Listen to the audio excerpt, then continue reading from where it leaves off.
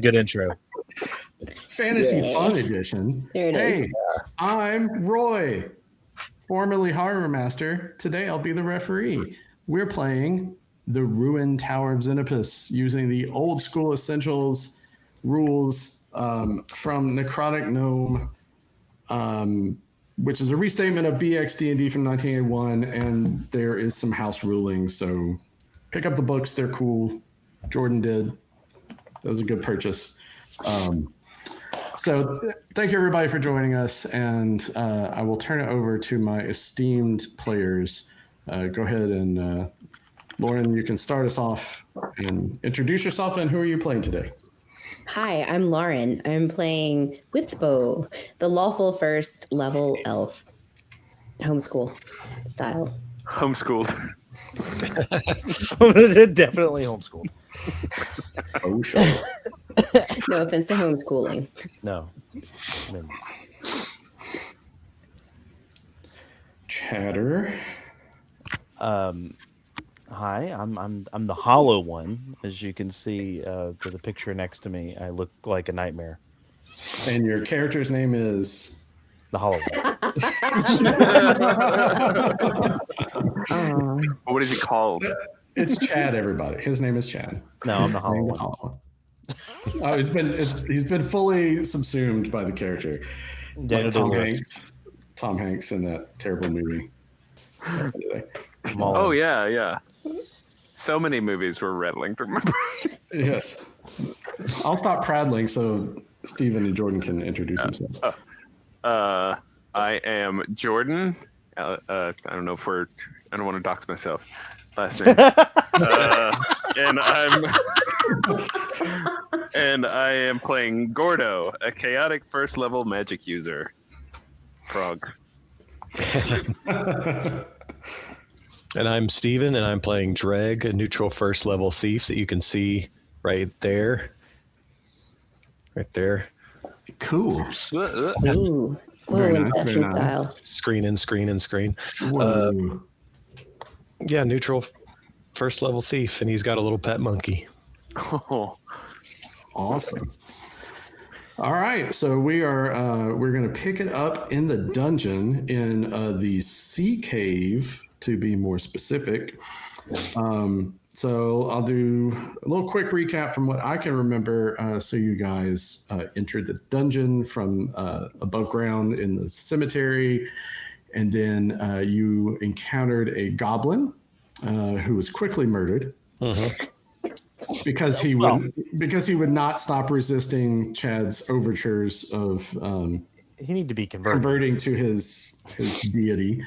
After that, you noped out of a bad smelling room behind a door, went over to another room. You looted some sarcophagi, found some cool and slightly uncool stuff. You went through the spider's lair, found some dope treasure, and were thirsty and decided to sample this glowing green water from this fountain, and it had some interesting effects, some of which was to turn hair green, wreath your entire bodies in green flames. You're in the frog's cave.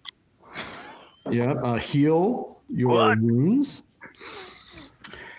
But then you found a fissure in the wall where there was some seismic activity, caused the rock to crack, and it led to a little passage into a sea cave. And there were some ne'er-do-wells, gambling and rowboat. Apparently some smuggling activity has been going on in Port Town. And you guys tried a little ruse. The Hollow One approached, and then there was some spell casting, and they got put to sleep.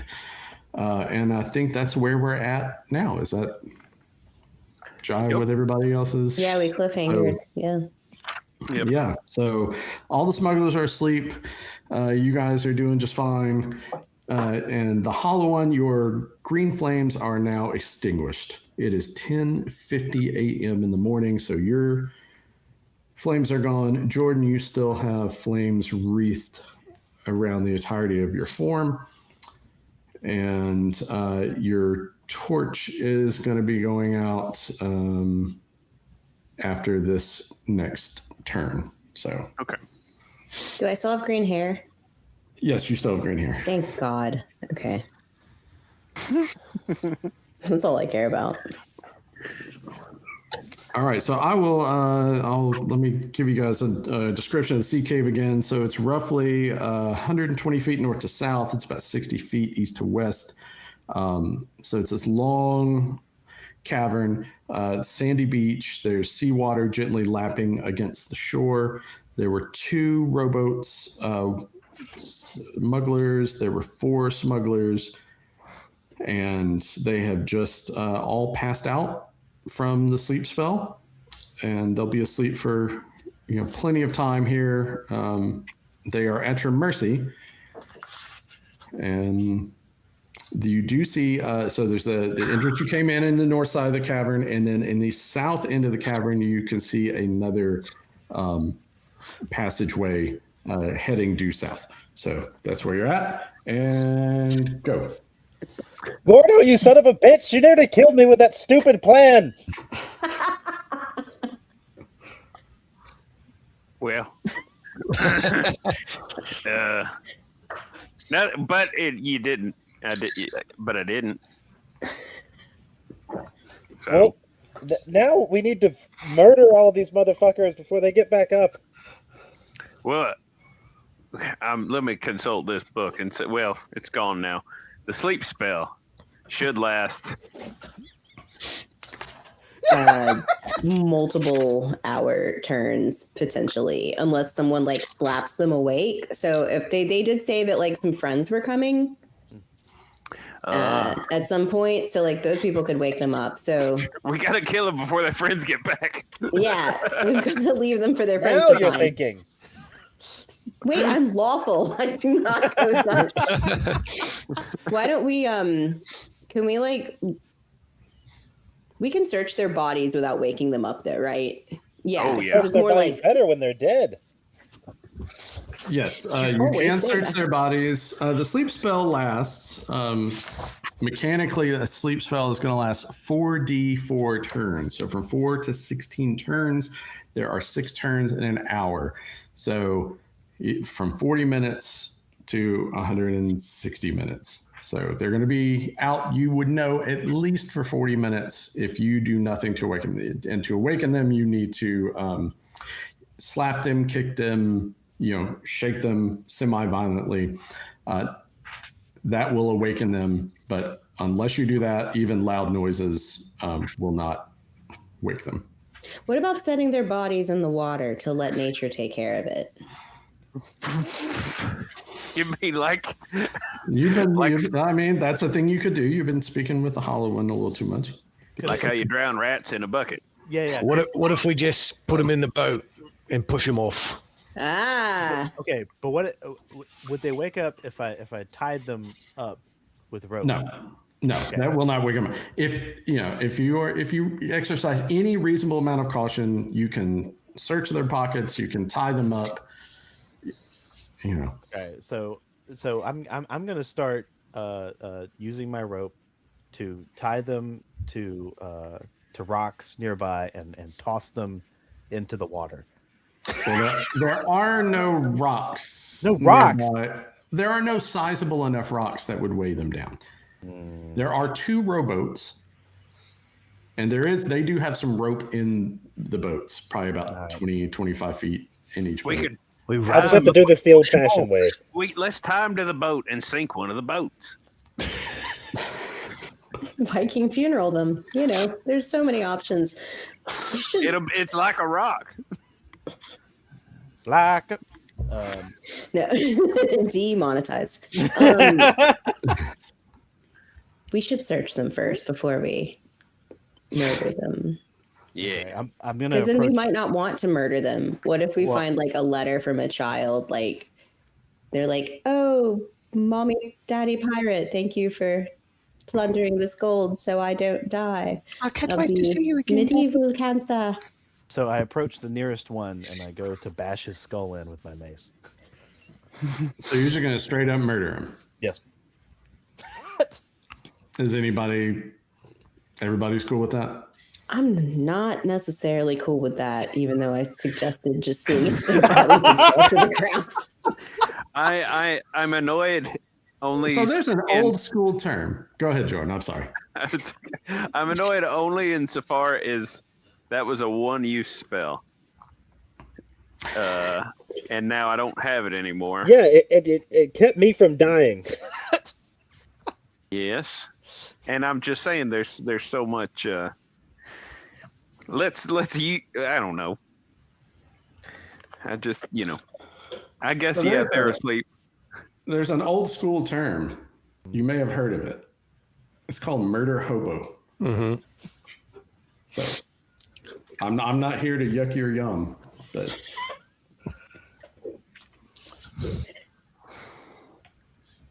I am a neutral arbiter of the rules. Yep. And I'm That gonna is my kill- disclaimer that I am in no way connected to the actions that the players do. I do not endorse. Look, I do not endorse, but I do not endorse. look, and Just so you're saying leave them alive for the next No, no, people no. to come and wake them up, and then they come and murder us. Put him in ropes, put him in the boat, push him off. Wait, that's it. That's all. That's They it. they can still come back and murder us later. Not if we cut their arms off. That's what That's causes them to somehow bleed out. better. no, that's so, seriously. I'm not judging. These are all. I mean, this is a. They saw some of you. They It'd say me. They were trying to. They did not see you. They were They also shooting. They were shot trying me. to. They were trying to kill you. So you're not being absolutely unreasonable in returning the favor. So Can we look them over before we pass sentence? let's do that. Let me. Yeah. Look at their Let's bodies. Look at postpone the inevitable. boats.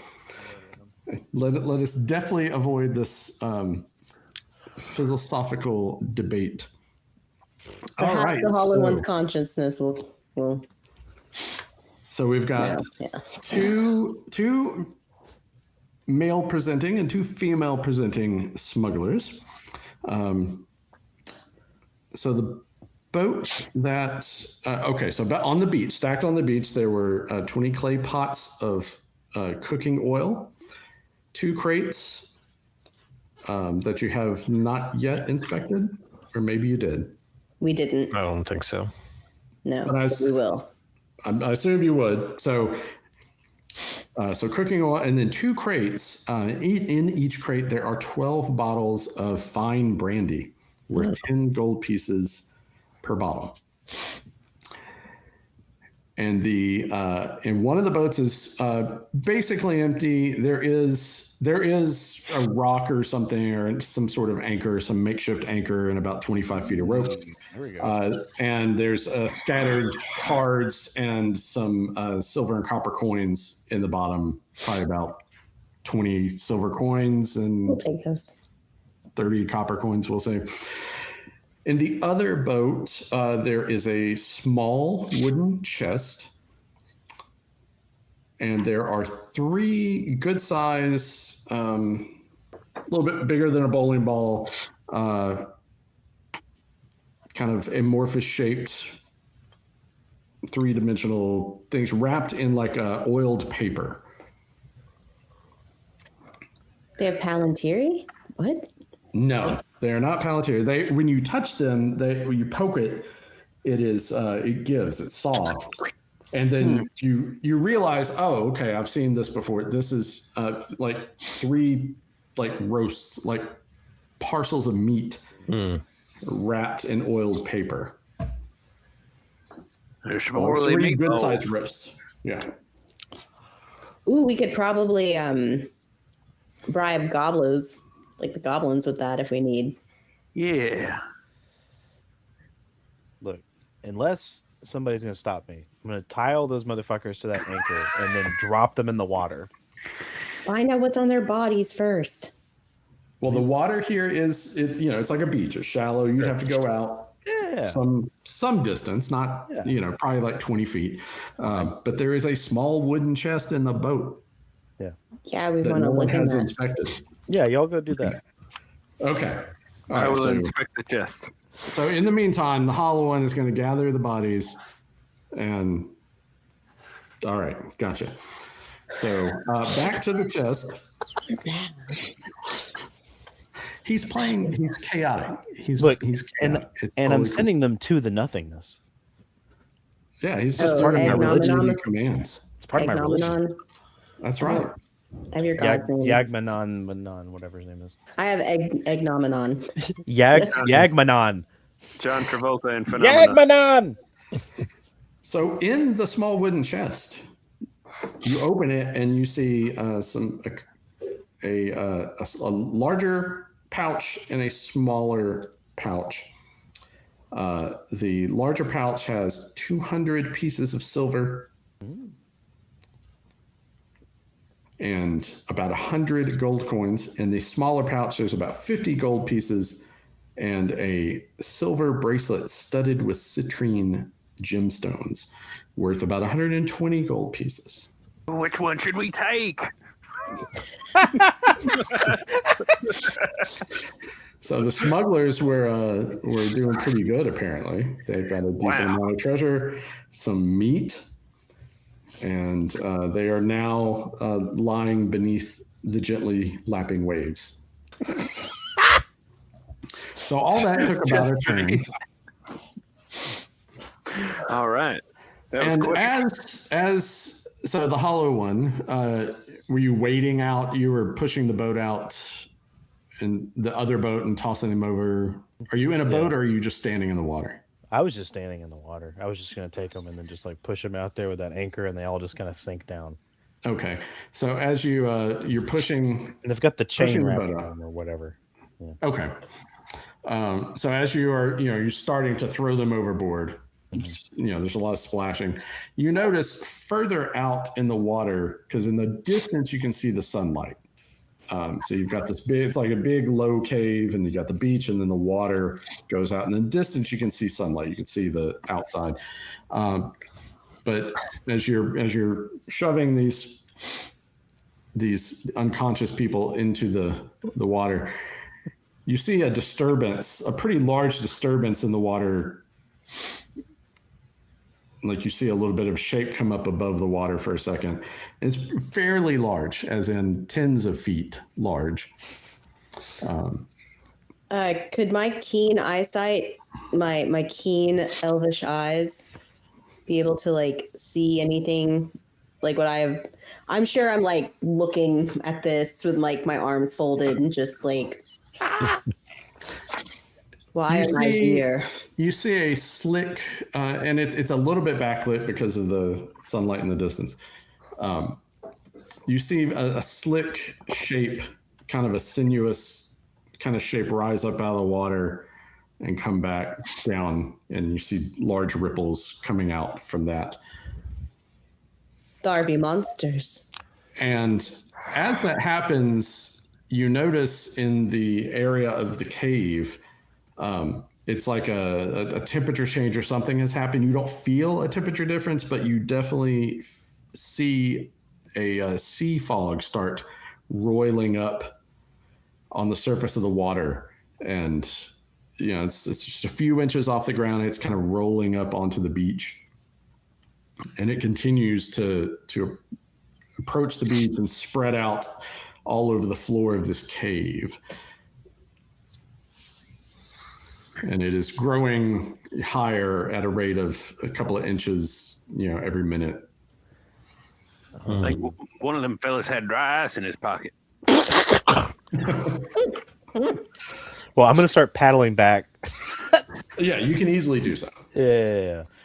Because that's terrifying. And Wispo, as you're watching this and noting the fog, you see for a brief moment, once the hollow one is almost back to the dry, he's starting to wade up onto the beach. You see, a shape, a large tentacle with suckers along it. Is now in around the space where the bodies were deposited, and you see, a disturbance in the water, and things are grasped and appear to be carried back into the deeper sections of the water here towards the sunlight. Wow. And the Well, sea hello, fog one continues to rise. It is I now guess we about were 2 more- feet high. I think it's time to go. Or How- I have No. How much? Just real quick. How much? How many bottles of fine brandy were there? There were 20. two crates. 12. 2 crates, 12 in each crate, so 24 bottles. Oh yeah. Man, we can't carry all that, can we? Well, so you could, one person could carry a crate, but they could have nothing else in their hands. I have a backpack. Yeah, I was imagining just taking them out of the crate and putting them. Yeah, you In our could. Yeah, backpacks.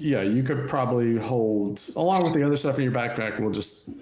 I'll just say you could hold 4 bottles if you have a backpack or a sack each. If you get into any sort of violence or you are hit by anything, fall down, something like that, these glass bottles could break. Just be aware. I'm just saying, brandy's flammable. Booze is always good for negotiations. As a giant hunks of meat, you might be able to talk to those goblins without murdering more of them, Hollow One. It is possible to do. Have we They might grab the determined- treasure. Yeah, that's what I was gonna ask. It's There the- were 2 pouches of treasure I mean, I inside think that. so. Yeah. Yeah. So you guys are gonna So- grab the treasure. Who wants to take brandy? Everybody taking brandy? I'll take a bottle. A bottle. Okay. I think so just I will notate take- how many bottles you're taking. take- Up to Yeah, 4 I'll if you want take- to stash it. Yeah. I'll Okay. take I'll take 1. I feel like if I take multiple, the glass will knock into it itself. But maybe Good I'm point. overthinking it. You can wrap it in your spare underwear or something. Oh, I never. All That right. has your name on it. The day of the week. All right. So you got the treasure. You got some brandy. You've disposed of the smugglers. There's a And monster. and Wispo, Tito. were you taking some of the meat? Yeah, I'm gonna take a meat. There's Meatball. 3 of them, right? There are 3. Yes. Yes. I will also take a meatball, and I'll Oh. put it like to smush the bottle. Like Okay. pack Oh, it in. nice. All right. So Packing meat. Because we could have tricked the spider maybe with a meat thing. I don't know. I'm just like, what if there's something else big and hungry? True. all right. So which way are you going to leave this area? As the fog continues to rise, it's about 3 feet high now. I say we retreat the way we came. Yeah, 'cause that works for what me. other? Oh, because we came up in that little side area, like by the well water place. Through yeah, the fissure. Mm-hmm. The fissure. Okay, yeah. Versus like trying to figure out where the hell to go. Yeah, All right. So unless going y'all back, disagree. I've nicknamed this way Fisher Stevens.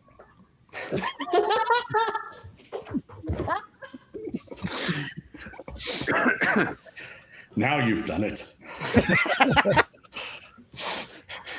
We're down a player now. You've used all your timeouts. All right, retreating back to the north, and you Through and, Fisher Stevens. all the way back into the dungeon corridor near the fountain. Is that correct? Yeah. Okay. All right. So your torch is beginning to go out. All right. I believe I have 2 left in my inventory. I have a lantern also and 3 oil flasks. Are you lighting a lantern?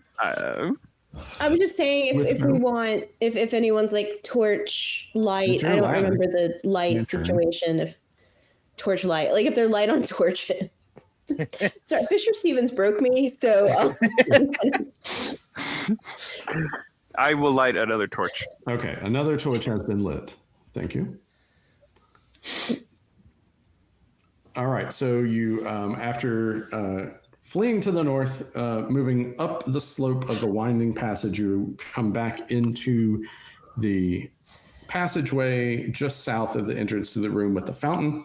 The passageway continues south about 20 feet or so. It takes a left turn to the east, but it also continues straight. And at the juncture where it turns left, if you continue going straight, there is a staircase that goes down. And if you wanted to move to the head of the staircase, you could see down and glean more information. I'll do that. All right. So, Gordo, you are going to move ahead. So you get to that, the head of the staircase. You look down, you see it descends for about 20 feet and levels out for about another 10 feet and appears to open up into a larger space. You can't quite see past that point since you're at the head of the stairs. But if you turn to the east, you see the passage continues down that way for at least 30 feet to the edge of your torchlight. And I would say you hear a little bit of sound in the background down the stairs. It sounds a bit like running water.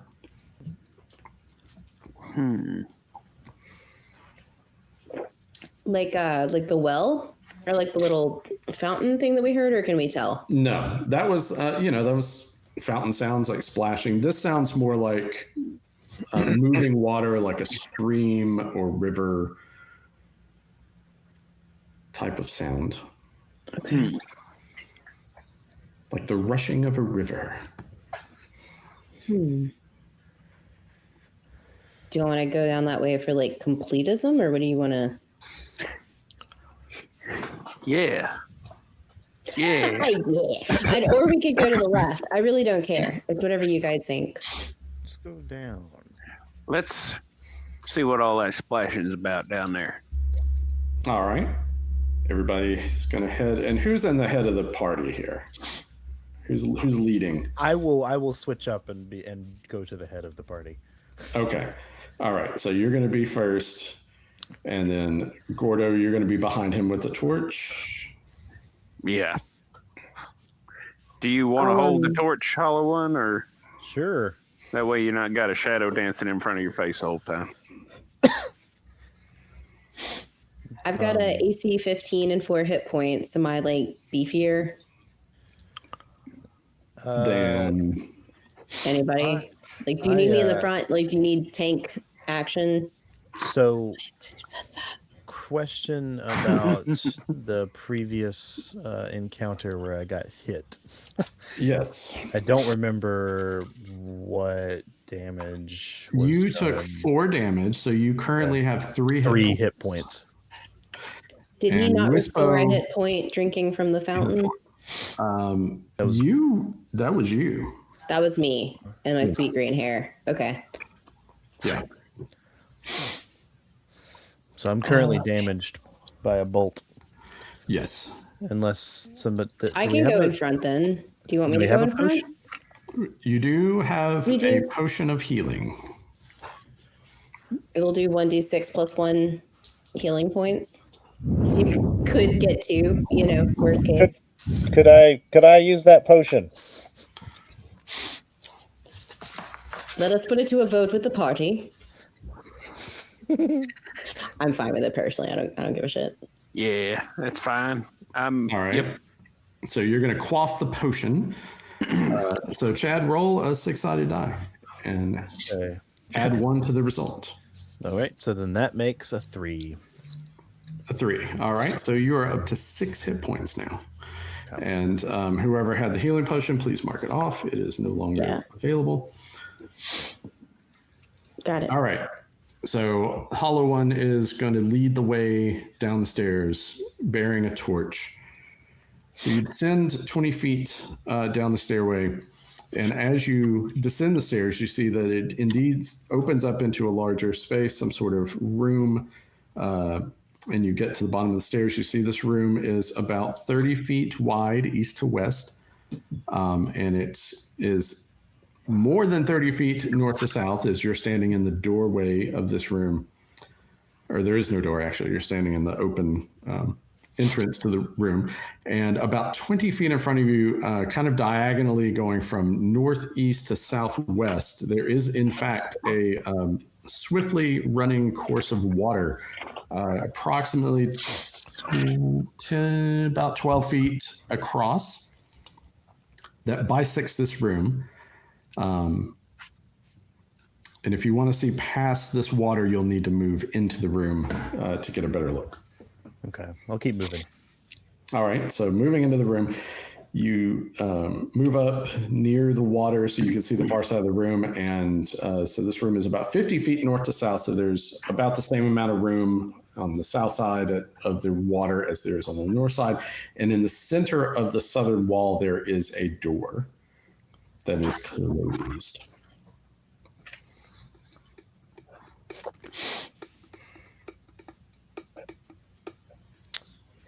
The water, Yes. it's like a stream that's in the middle of the room? Yes, it's like an underground stream. It is flowing from the northeast to the southwest pretty swiftly.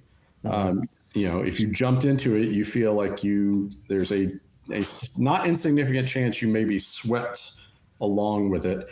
So it's coming out.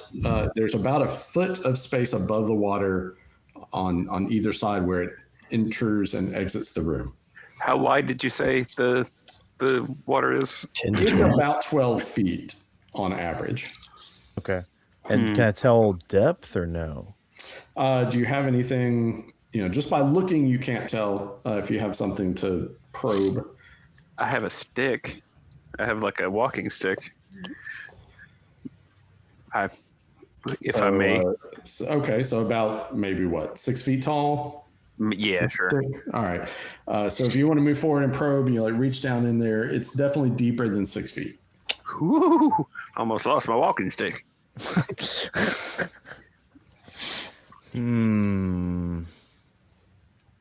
We have a rusty grappling hook from the dead wizard and the spider. Is there any way to is there something to throw it across and grapple that? Well, that's not gonna. You don't still need see something up top to handhold walk. Unfortunately, you don't see any protuberance or anything where a grappling hook could get a good hold. So the wall is is it solid all the way across? Is the spring running underneath the walls on the sides of the room? It's about a foot high entrance and exit. Open? Yeah. So the surface of the water is just a little bit below the floor level. Okay. So the walls are like the rest of the dungeon, basically smooth, but it's made of blocks. A normal person may have a really hard time climbing on it, but a thief would not. Not me. You want to go shimmy over there and tell us what the other side's like? Right. Let's just get over there. Yeah, I'm gonna try to shimmy across the wall there to get to the other side. I'm gonna say on the northeast corner. I'm gonna try to spider around. All right. So there are some slight gaps between the blocks that make up the walls. So I would say for a thief, you're not being, if you were being pursued or there was a combat going on or something like that, that would be a complicating factor. Then I would make you roll a climbing check for this. But since basically it's low pressure, there are some slight gaps that you can dig your toes and fingers into. So I'm going to say you're able to just. It takes you a little time. You got to be Easy careful. does it. Easy does it. And you get your way across to the other side. All right. I'm gonna check out the other side of the room and ease open that door and see what I see. All right. So nothing else of any note on this side of the room. And the door, you try it. It is unlocked, and so you want to. And peek on through with my my night vision. My what Gotcha. do I have? I have Peek on through to the other side. I have black glass eyes, so I'm just like cockeyed, looking with my black eyes left eye.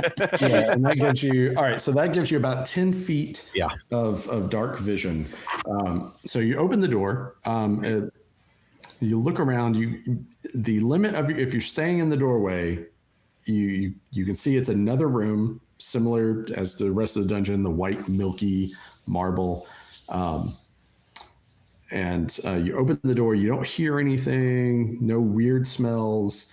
But unless you were to move in the room, because you only have 10 feet ahead of you that you can see. So if someone wants to light another torch and throw it to them, or if you guys, Stephen, you can walk around this room, but you have limited amount of space in front of you. I'll just have to describe based on where you're going in the room.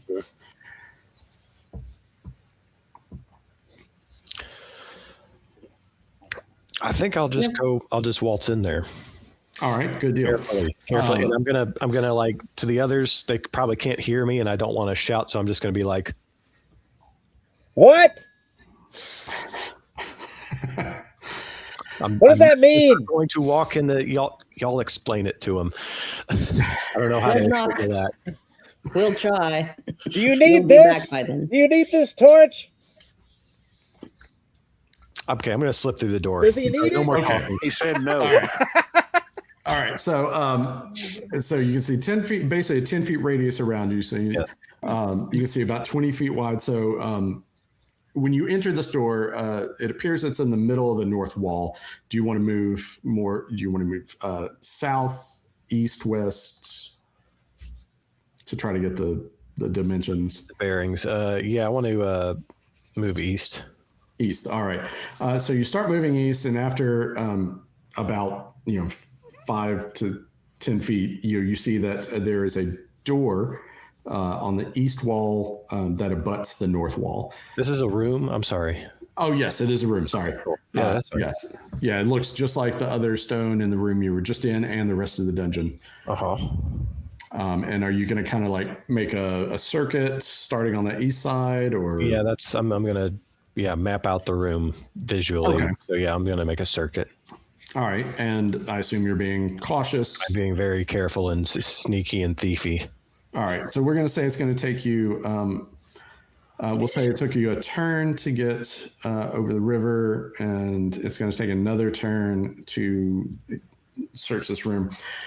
So this room is the same dimension size-wise as the previous room with the water running through it. So this is 30 feet east to west, 50 feet north to south. There's that door I just mentioned in the on the east side of the northeast corner. There's also a door in the middle of the south wall. And then in the center of the room, there is a pedestal, a black marble pedestal about 3 feet high. And it has a stylized letter Z carved into it. But the most interesting thing in the room is on the middle of the west wall, facing this black pedestal, you see it's about 3 feet wide, about 4 feet tall, tarnished bronze. It looks like some sort of bas-relief sculpture of a female face set into the west wall. The eyes and the mouth are closed.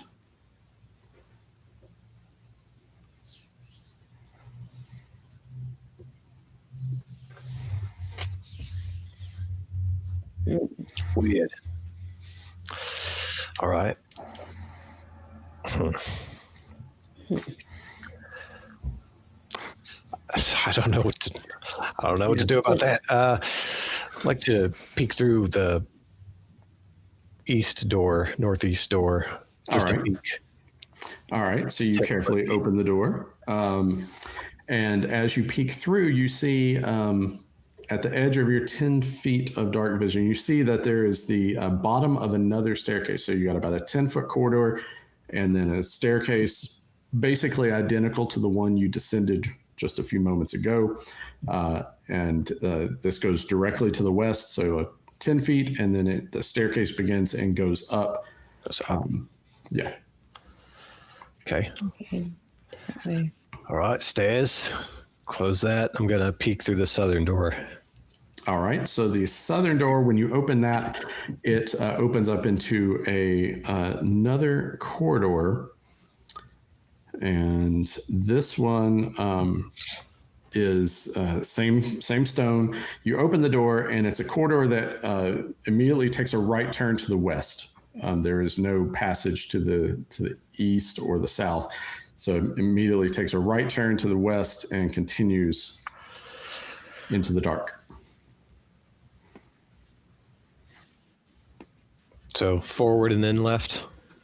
So you open the door, and there's the corridor. It's 10 feet. 10 feet when you open the door, if you're facing south, 10 feet away from you is the opposite wall, and the corridor only goes to your right, which would be to the west. Okay, I'm gonna take one little peek around the corner. All right. How far down do you want to go?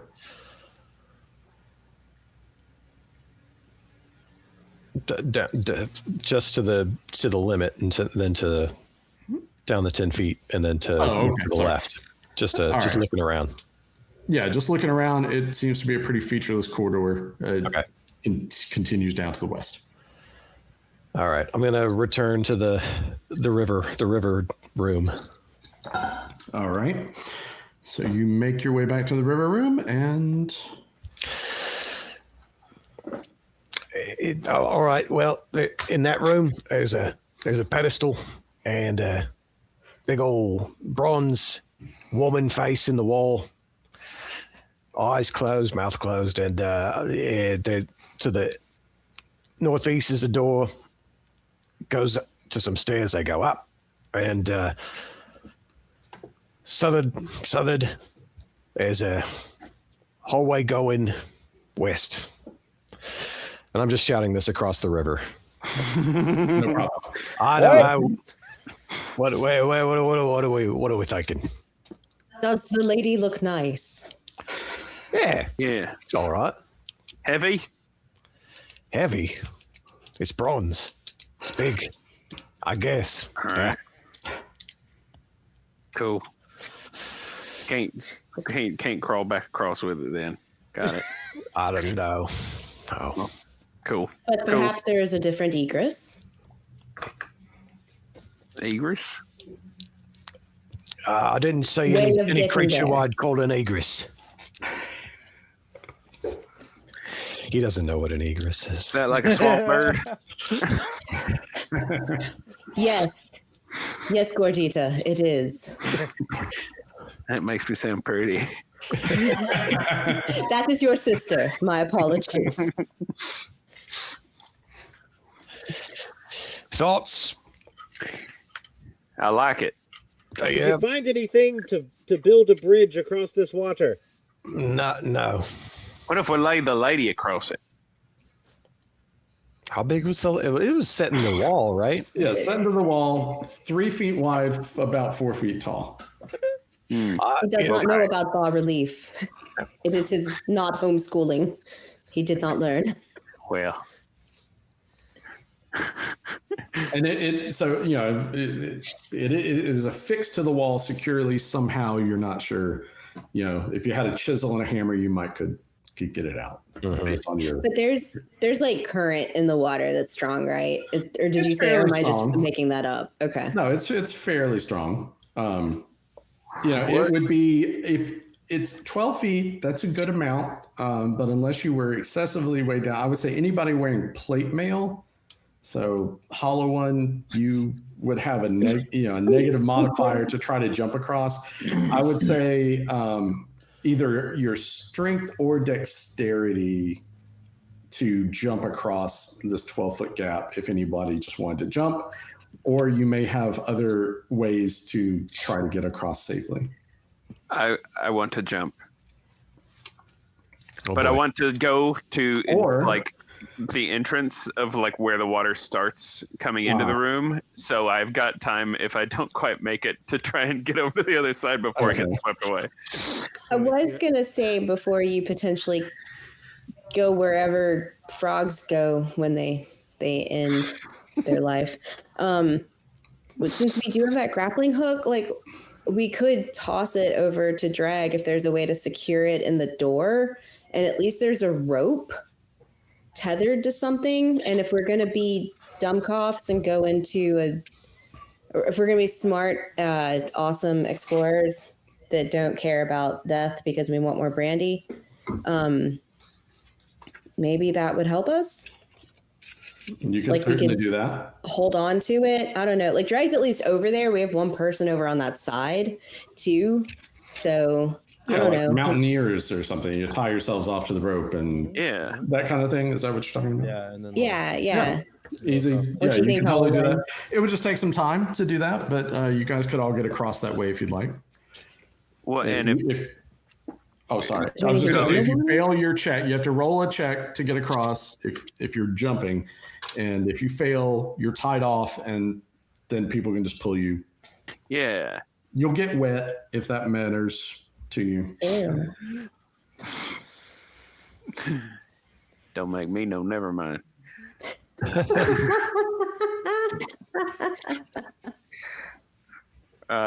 Yeah, I like that. So throw in the grappling hook. I think. What do you all think? Yeah. I mean, if we want to go this way, I mean, if we don't. Yeah, you could just throw a line to Steven, and then he could, or whoever, doesn't matter, I'd say the person with the best chance of getting across, could go first, and then you have two people to hold the rope while the next person and the last person jump across. And if they happen to miss their check, they fall in the water, you can just pull them out. No big deal. Or I don't have a strength or dex modifier, so I'm just even Stevens throwing it.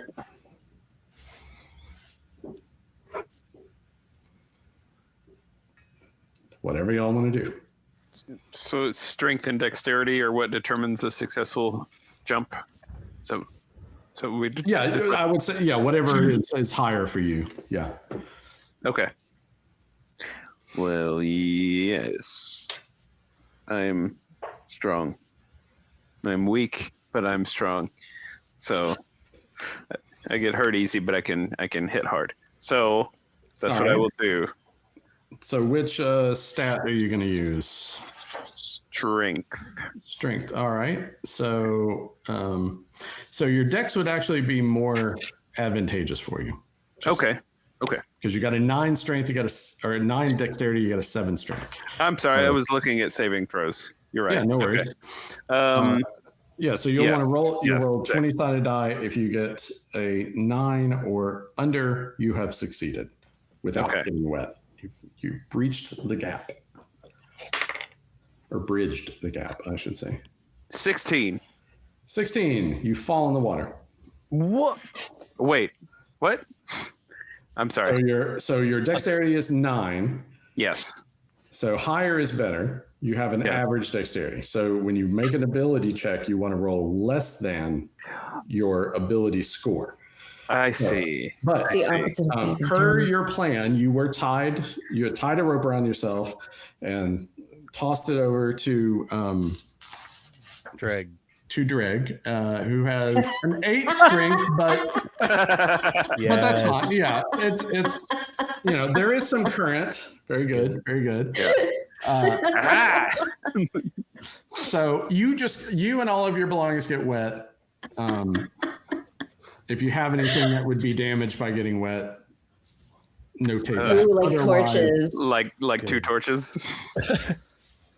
Yeah, so you have 2 soggy torches. So those torches we'll say are not, well, no, they're covered with pitch. They're fine. But they're fine. All right, so you landed in the water. So Wispo, you can just roll a straight check, and we'll say hollow 1. We're going to give you a -2. You have a 9 strength and an 8 dexterity. So if you use that strength, you'll need to get a 7 or less. And Wispo, I don't have your character sheet, so I rolled a 1. Yeah, my strength and dex are both 11. So I got nat 1. It's good, baby. And your best Legolas impression, you just walk up to the edge and lightly spring over. Ooh. As if it was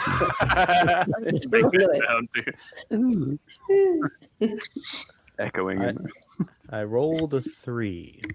That which is good. That was a success. So to everyone's surprise, you and your clunky plate mail are able to land, with a thud on the other side. Success. All right, so we'll say Drawing no that attention. whole process took a turn, and Jordan, you are no longer wreathed in green flames.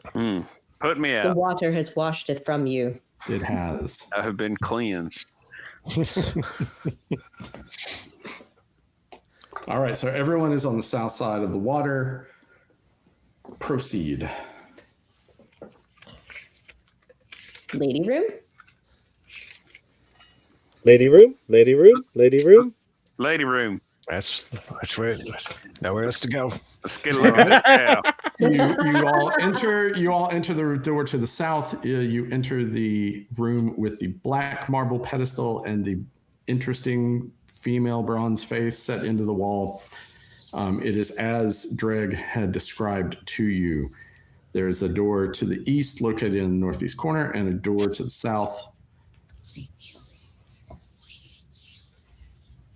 Well, you hear about it, but then when you see it, it's a whole different experience. Much less impressive. Well, what do we think?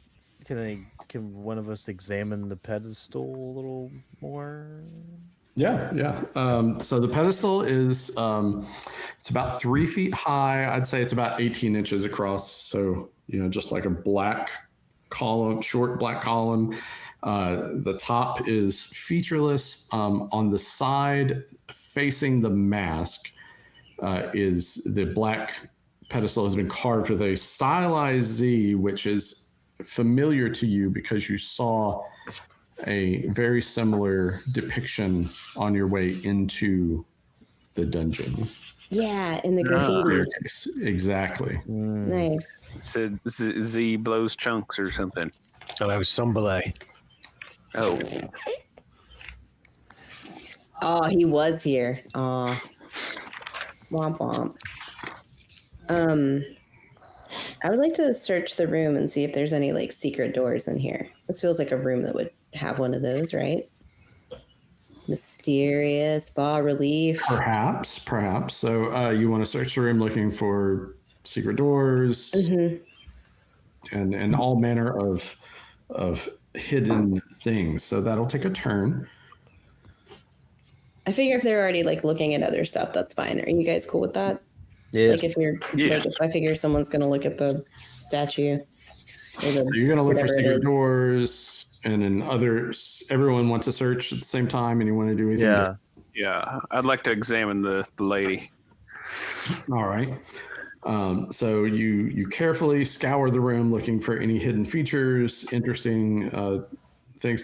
And as you look at the face, again, it's the face of a human female, tarnished bronze. So you're just looking at it, or are you going to describe how you're inspecting it is what I'm trying to say. Okay. I guess.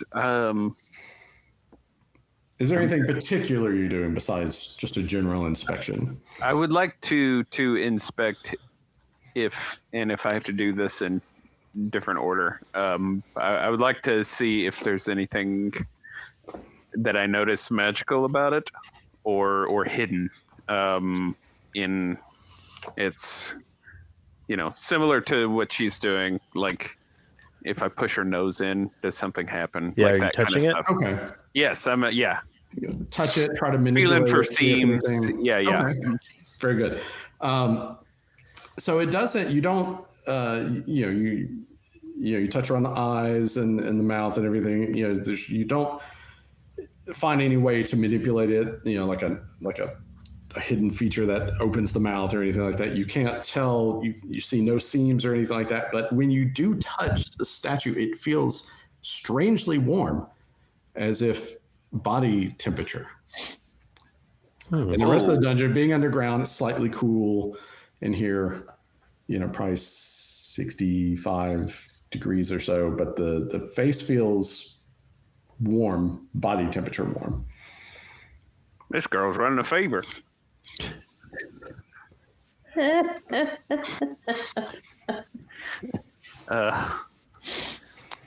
wonder if there's some sort of heat source on the other side of her, and it's conducting through the metal.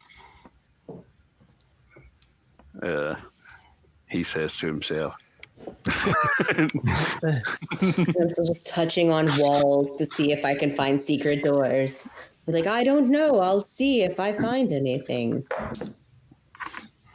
But you roll that, right, Shawn? Not me, because I wouldn't know if there was a secret door to not find. Yes. If you describe how you're examining something or looking for something, say if there's a bookcase, you're like, I'm going to pull all the books to see if it does anything, and one of the books is fake and it opens the secret panel, you're just going to get that. If you say, well, I'm going to examine the bookcase, I want to pull the books, look behind it, see if it comes away from the wall, things like that. Things that if you were physically there and you manipulated the environment, you would find it. You're just going to get that. If you're like, well, I'm just going to search this room, or I just want to search, in general, then I would just make a roll. And if there is a secret, you'll find it. And exactly as you said, Lauren, if there is a secret and, I make that it's a hidden roll from you guys. So, but other than the body temperature face, you don't find anything. But you hear the door to the south rattle a little bit, and it creaks open while you're investigating this room. Who's that? It draws everyone's attention. You look down to the south to the door, and you see this just awful looking creature enter the room. It's humanoid in general shape and size. It has like gray, pallid, dark skin, and clawed hands. It kind of hisses at you, and it has fangs in its mouth. And it is also wearing like a nice but tattered, torn, and very dirty dress. It has silver earrings and a necklace around its neck. And it kind of lurches into the room, hissing at you in a very unfriendly manner. So it did not surprise you. So you guys we're going to roll for initiative because it is approaching you in an unfriendly way. So somebody on you guys' side roll a 6, and I got a 6, so you need to tie. I'll roll. Yeah, Jordan, go for it. 4. 4. Okay. So it is going to win initiative. So Jordan, I know you were at the pedestal, or not the pedestal, you were at the face, so it's about the middle of the room. We hadn't determined exactly where the rest of the 3 of you were, so I'm just going to roll randomly to see who it goes after. And that person just happened to be on the more close to the southern end of the room. So that's going to be, that is going to be you, Hollow One. So you hear this door, the handle rattle, the door opens, you see this awful looking thing. And you are a cleric. So you probably had learned way back in cleric school that this is a type of unnatural creature, undead in nature. And as it closes to do you bodily harm, you are hit with this just raucous stench of the grave. And its slavering mouth and its claws reach out to get you. This is a ghoul. This is a classic ghoul 'em up. I will ready my sword. All right, so it is going to try to attack you, and it has 2 claws, and it has its very unsanitary teeth in which to try to to bite you. So your armor class is 15. So we've got. So it does manage to grab you with one of its claws and scratch you in a spot between the joints of your armor. So you are going to be slightly damaged here by this ghoul. So you're going to take 1 point of damage there. Okay.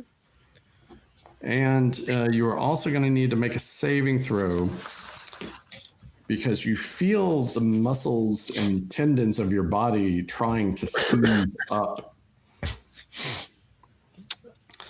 So you're going to make a saving throw for paralysis. Yes. So you've got a 14. So you need to get a 14 or higher to make the saving throw.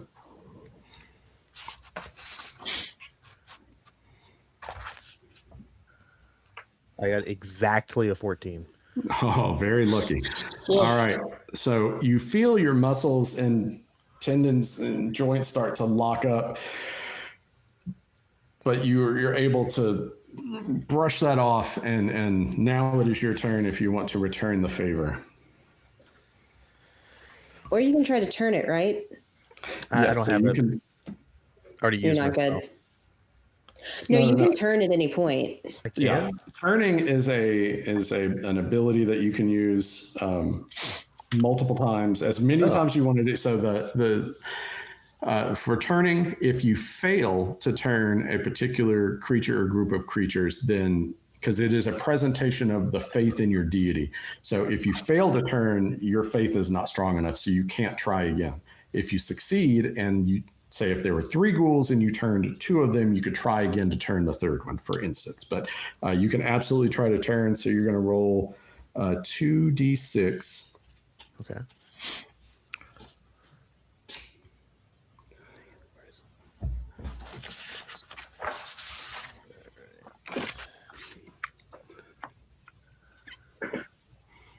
And you're going to need an 11 or higher to turn this thing. Or if you prefer, you could just hit it. If you want to hit it, I'll pile on, because if you succeed, it'll run away. It'll run away from you. It might still be like, they're delicious. If you turn it, it will flee from you. It doesn't want to have anything to do with you. It knows your reputation. Word on the street about the hollow one. But regardless of what he does, you can still try to attack it if you want with bow. I hate that thing. I hate a ghoul. See a ghoul, kill a ghoul. I think I'm just gonna try to smack it because that's such a high. Yeah. Yeah. By all means, smack it about. So it has an armor class of 13. Okay. I'm gonna go. You should go. Do you want to go, Chad? I'm just gonna roll mine. Go ahead. Oh, I got a 20. But I did 3 damage. So before we proceed, stand by. Okay. So Jordan, do you have any other spells? I have right now. Wasn't it Charm Person? Is that? You have Charm Person, and then I have that spell book. I don't know if there is a limit to how many spells you can cast in a day, or so you have 1 memorized spell that you can cast. So Charm Person is your memorized spell. You can only cast it once a day. If you find a spell book or a scroll, you can cast from the scroll or the spell book, but it uses the spell. It burns the spell off of the page. Okay. So we had a spell book, and that spell was Hold, Portal, Shield, and Sleep, and I've used Sleep. Right, and you've used Sleep, yes. Yes. How does Shield work? Is that something I cast on someone else or myself? Or that is going to be, that's on you. It will affect you. It lasts for 20 minutes. It gives you an armor class of 15 versus melee attacks and 17 versus missile attacks. But it only lasts 20 minutes.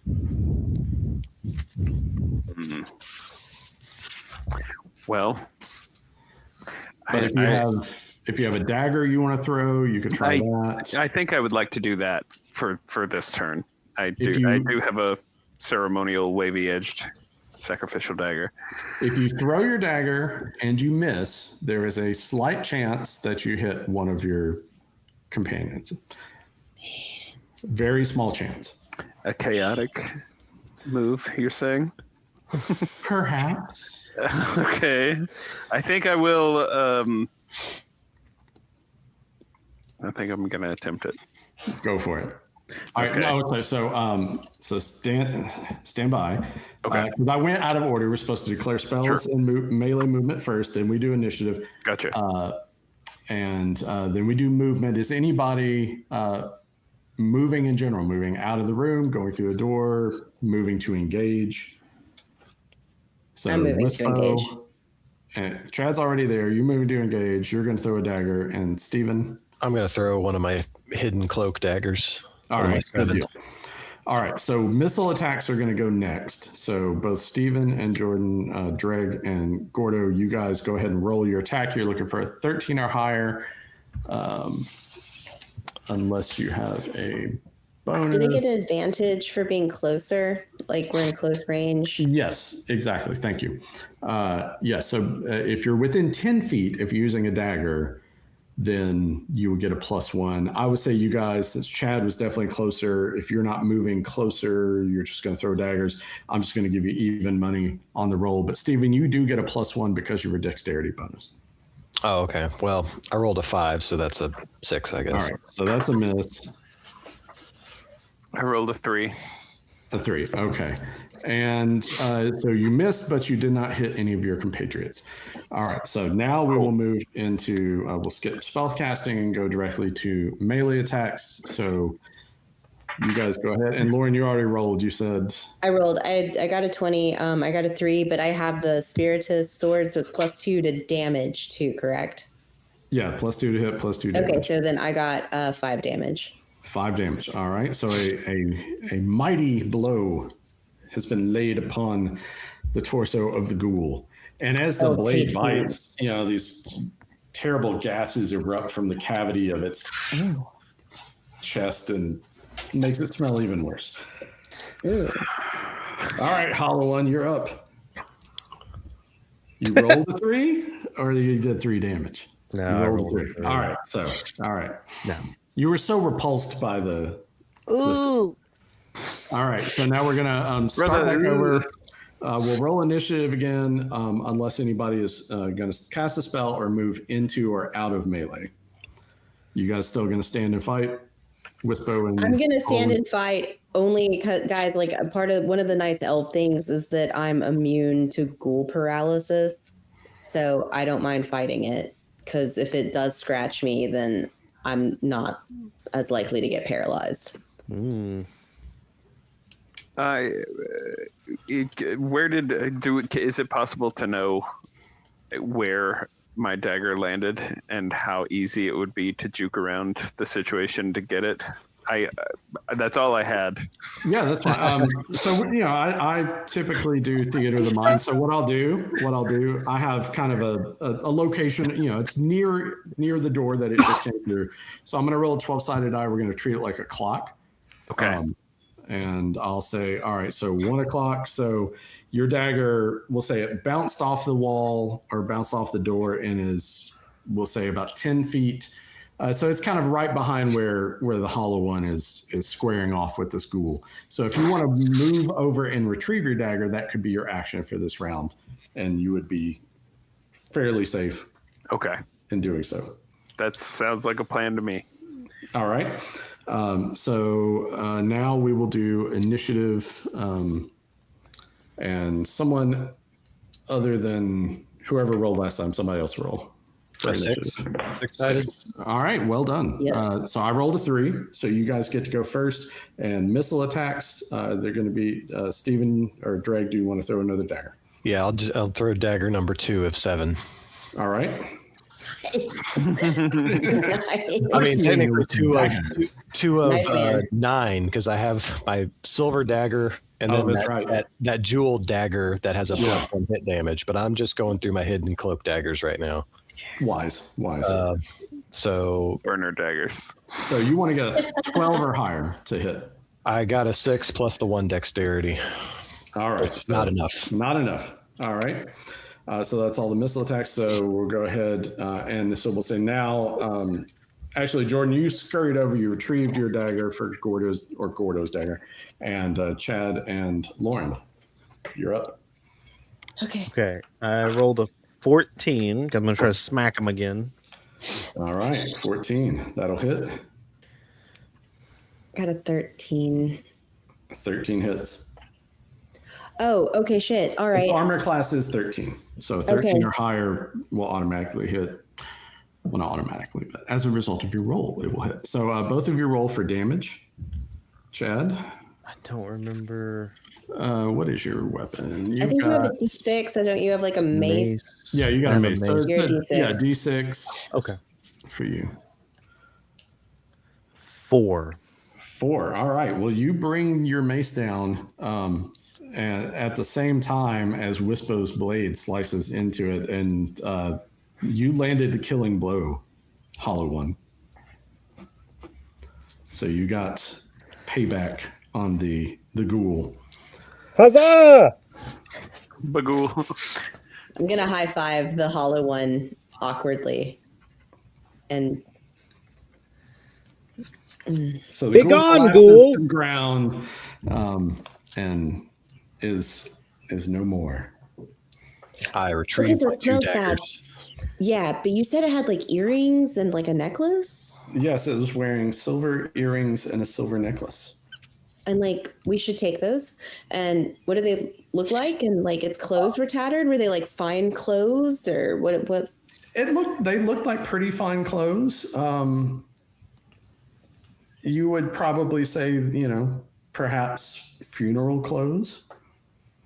Oh.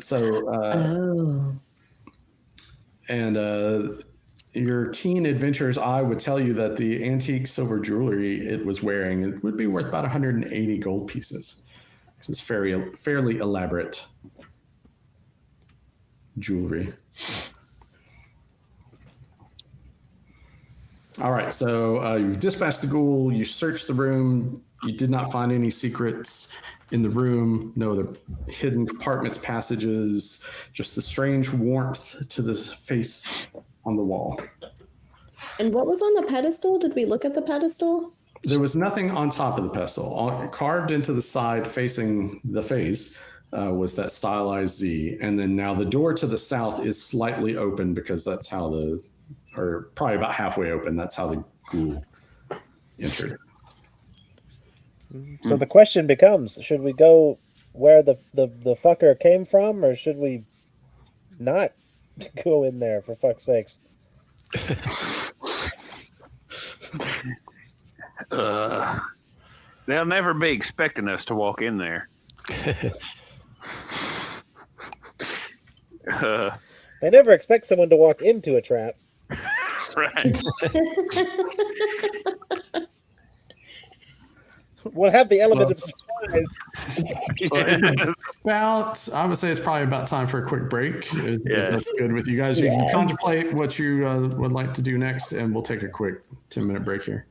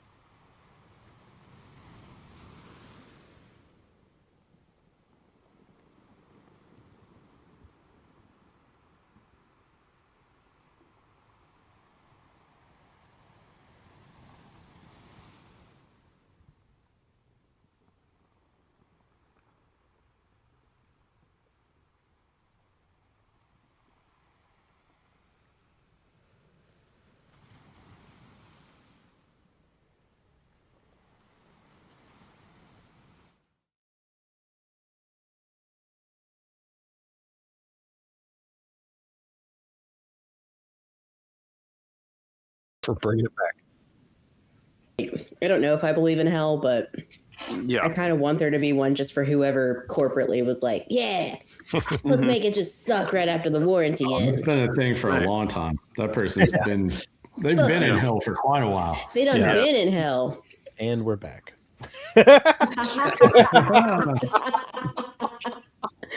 Well done, sir. Well done. Be done, Welcome been there. back. Welcome back. All right, you're in the dungeon. You just pounced on a ghoul and sent it back to the grave for the second time. Where ye be heading And now? we're thinking about making a poor decision. Yeah. I love this. There are no poor decisions, just more or less interesting decisions. Yeah. Well, you see where that fucker came from? Let's go through that same goddamn door. That seems like a good idea. Yeah. That one ain't in there no more. All right. Sound Which lead way did it forth. come from again? Sorry, There's it's one from the less south? fucker. It came from the south door. Okay. All right. So yeah, when Stephen had checked out this door before he'd open it, he saw that the corridor continues, and as you can see, if you peek through the door now, that it continues off to the west. Mm-hmm. Can I prep like a Molotov cocktail? That's ready Sure. to be thrown. So you have a That's like your flask of signature oil. move. Yeah, I do have something. Yeah. And then the brandy would be flammable. We'll say it's Looks like high we got proof. brandy. Okay. Mm. It's high proof brandy, so we'll say it's easily ignitable. So then I'll also prep a brandy as well. So I have an oil one and a brandy one. A Molotov So you've taken brandy. some scrap of cloth and shoved it into the neck. Sure. I took it off of that fuck head. Outfit. Yeah. Yeah. Okay. All right. So you've got two hands. You have a shield. Yeah. I'll stash them. You know. So it's kind of an open container situation. Okay. Oh, So- okay. I got you. So I'll just have one, I guess, in my hand. And then Okay. shield. All right. And- All right. And do you want to make one and hand it off to somebody else, or just make the one? Does everybody want to have one? I got a free hand. And you got a torch, so you can just light it up. Yeah. All right. Good deal. We all just look at each other, light them at the same time, and toss them. Yeah, yeah. All right. So I are you have my tossing them sword. down the corridor? Or No, I'm just No, I'm no. just- I'm No, just- that'd be that- great. no, I was just thinking that would be like, dramatic action right. moment. So exploring Michael to the Bay west, then. Exploring to the west. All right. So you're going to head down the corridor to the west. And as you move down the corridor, you see it goes a total of 60 feet. And then it opens up into a small, not small, smaller than the room you were in. So about 40 by 30, 35 feet, something like that. It's an irregular shaped room that it opens up into. It's a natural cavern. It looks very similar to the rock walls that were in the sea cave. And so as you get to the end of the corridor with the white stone, it kind of gives way to this natural cave looking room. And you hear the faint sound of running water in here. And as you peek into the room, you're entering from the east side of the room. And there is a sand, rocky floor with some sand in here. And as you make your way west into this small cavern, you start sinking a little bit into the sand, like on a beach, not like quicksand.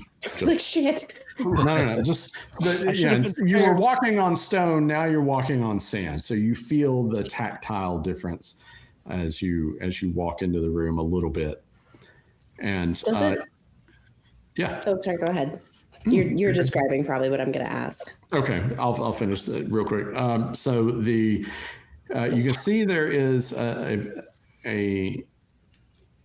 thinner, a smaller, thinner version of that underground stream. So it looks like it it's maybe the same stream, not 100% sure, but it is smaller, probably about 5 or 6 feet across at its widest point.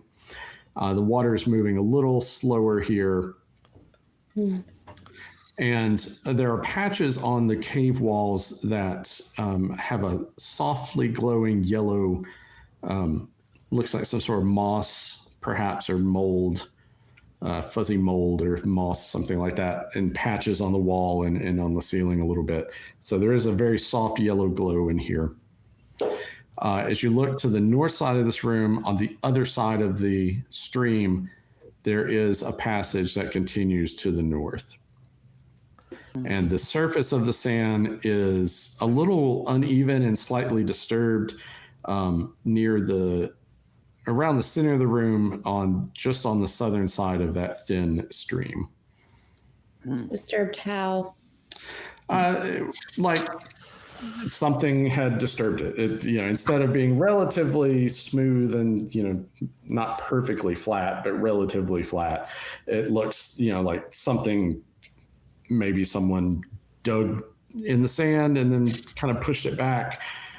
It looks like it was disturbed in some way by a thing or person or a force. Do we see like footsteps in here, or like does it smell like the stinky ghoul rot smell anywhere in here? It does not smell like stinky ghoul rot. Technical term. You would see a few footprints leading, especially transitioning from the sand to the corridor, some ghoul-sized footprints. And there are some sort of tracks in the sand. You're not quite sure what they are, but they're more like small slashes, maybe about the size of a kitchen knife. Maybe like 8 to 10 inches long, couple inches wide, kind of like interesting, could be tracks. You're not sure. So part of my backstory is apparently I'm part of the famed order of night hunters, servants of the elf queen who rules over the forest of Gong. And so I'd like tend rare noble birds. Like, would any of that look like a bird, or like maybe I'm being a little too literal with hunter? Like I can't really. It's definitely not bird tracks that you've ever seen. Okay. You pretty much can rule out it being a bird track. It is not a bird. Oh, thank God. Keen eye. So right now you guys are near in that transition from the passage to the room, or to the small cavern. And the only other exit passage that we see is up to the north, little right on the other side of the small stream. The small stream kind of cuts off the north of the room, kind of narrows. The stream goes here, and then it kind of narrows to a little passageway about 3 feet wide that goes north. I'm gonna go examine that disturbed mound of sand or whatever. Okay. So I would like. I'll be ready with my sword. Yeah. Maybe I'll sift through it a little bit. All right. I think I would like to examine the moss. You said there's like a bioluminescence going on. Yes. Okay, Yeah, it's I would like just kind of in several patches along the walls. Okay. All right. And Wispo, Dreg, doing anything particular? Or? I'll take a gander down the. I guess I'd need to cross the stream to look down the passage. Yeah. Don't Is cross it the streams. hoppable? Like, Yes, it is. It is easily hoppable. It's maybe 6 feet at its widest point, 5 feet, 4.5 to 5 feet. So yeah, you can easily get across it. Yeah, I'll hop that stream to take a look at the passage. Take a look down the passage. All right. and I'll have my sword ready to. I'm kind of concerned about where the hollow one is going. And I'm just going to be kind of like scouting and ready to attack anything scary. Okay, so you're just on high alert. I'm on high alert. Okay. In case there's another ghouly thing too. All right, so you guys disperse and start to do your things, and as you, Hollow One, approach the disturbed area sand, we'll say Dreg is on the east side of you, and Wispo, you'll be kind of on the west side. You're looking very hawkishly. And you see Wispo and Hollow One, you notice the sand start to shift and move a little bit, as if something is beginning to come up from the sand itself. And in fact, two little eyes emerge, followed by a large white and tinged, I guess, kind of, you've seen a blue crab, I assume, all you people. So like, think about a blue crab, but like a 6 foot wide version of a blue crab that starts to scuttle up out of the sand, and you see the carapace and claws start to emerge. So Dreg, I would say you are, closer to the wall, but you're about even with Wispo and Hollow One. So you're seeing this thing erupt out of the sand. So we're going to roll initiative because it is looking for a meal, and you guys look tasty. You won last time, Steven, so you can keep taking it. Oh, yeah, that's right. And anybody going to be casting a spell? 2. Okay, 2. All right. And I got a 5. So anybody casting a spell, anybody moving towards or away from the crab or in other directions? How close? Sorry. I'm gonna move back to where Gordo is. Okay. You have the torch, right? Yes, I have the torch in one hand and you a were going to say Molotov something, cocktail in Jordan? the other. Well, what I was going to ask is where am I in relation to the we'll say the majority of the cavern is kind of dips to the south and then kind of curves back. So it's kind of like almost a teardrop shape. You guys entered from the east side of that, so we'll say you're kind of back behind, but you notice all this happening as well, and so the crab's going to pop up and it's going to try to go for either Hollow One or Wispo here. So we'll say if it's even, it'll be Wispo. If it's odd, it'll be Hollow One. So it's a 1. So it's going to try to snap one of its pincers at you, Hollow One.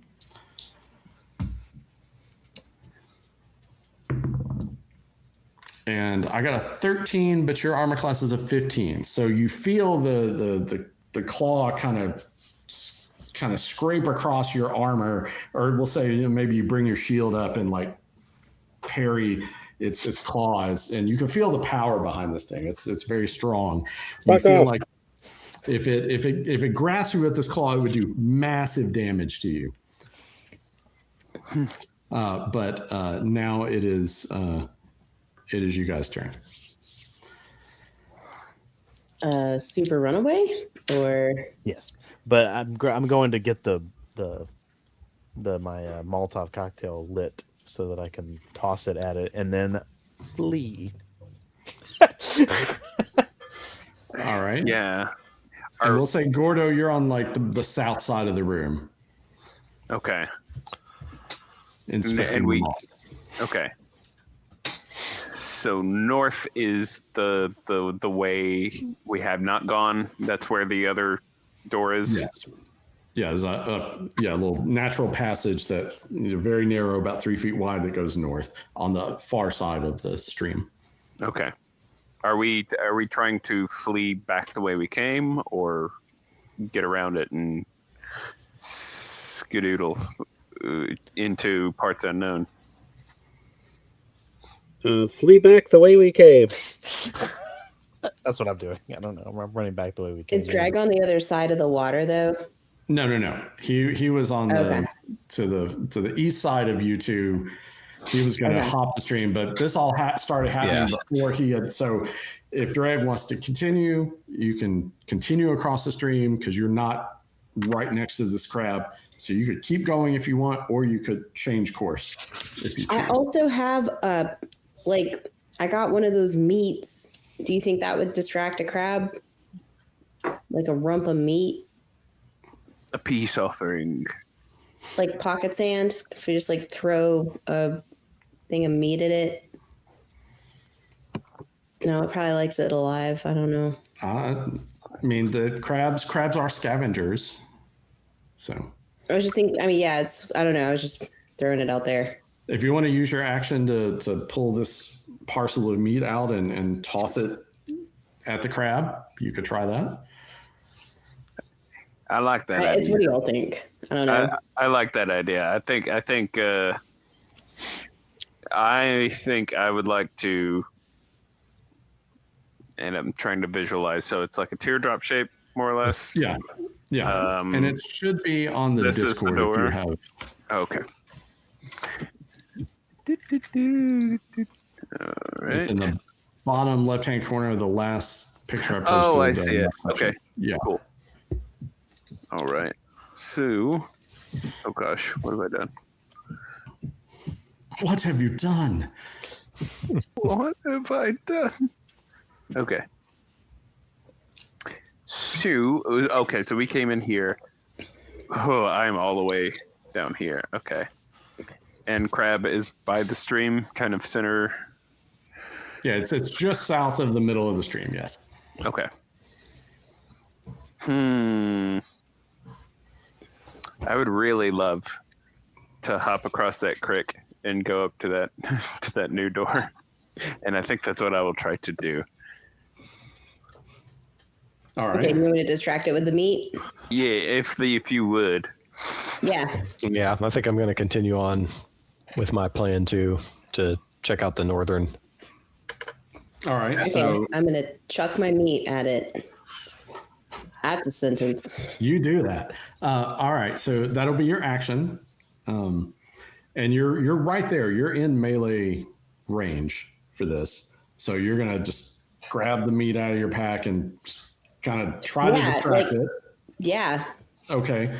And then Hollow One, you were going to light your Molotov cocktail.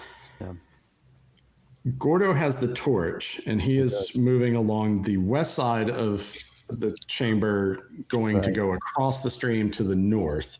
But you're currently in melee with the crab, so you can disengage, but it will have an opportunity to try to strike you with a slight bonus. You could do a fighting retreat. So keep your shield up and like back away. But that would be your only action, but it wouldn't get a bonus to hit you, we'll say. Okay. Fighting retreat. Okay. And which direction are you retreating to? I'm playing back the way we came in. Okay. And Wispo, you're going to stand there and offer it meat. Yes. And Gordo and Dreg, you guys are going to hop the stream and go north. It's divide and conquer. We divide ourselves and it'll work out. And the dungeon conquers us. It's good. Yes. Yes. All right. I'm hoping with like my elvishness that I'm like able to be like, yes, we have disturbed your home. Here is a fine hunk of meat. Okay, so in I'm repayment. a little bit all right. So the crab attacked. It missed the hollow one, and then for your action, you're going to fighting retreat back to the corridor. You're going to stand there in melee, and you're going to proffer it some tasty meat. Roast raw meat. So are you just going to kind of toss it at it right there? I mean, you're right there. You don't have to really make a roll if you're just going to like. Yeah, I'm just going to be like, toss it in its face and yeah. Maybe like slightly back up. I don't know. Like maybe, I don't know. And I can't really do both. I'll just meat chucking. There you go. Please I mean, you could. Yeah, because it's going to take you some seconds of time to fish this out, and so you won't really be able to move if you're going to do that. No, I know. All right, and then so Gordo and Dreg, you guys are on opposite sides of the cavern, going to move along the wall, cross the stream to the northern passage. All right, we got that sorted out. So first, I will. So everybody's done their actions, and so I will roll first to see. It's going to try to snap it, Chad, with one of its claws. Crabs are scavengers. I'm not a biologist. Wispo, Lauren, why don't you roll a percentile dice? I'll say there's a 25% chance it's going to take interest in the meat that you throw down in the sand. That's it? That seems pretty generous. 23. That's it? All right. So you hit the crab in the face with the meat. It bounces off of its face, and it. Do they smell? I guess they smell. Anyway, it detects the meat, and it takes a keen interest in the meat. So I'm going to say that it's not going to attack anybody. It's going to pick up, start to bring the roast up to its little mandibles and do crabby things with it.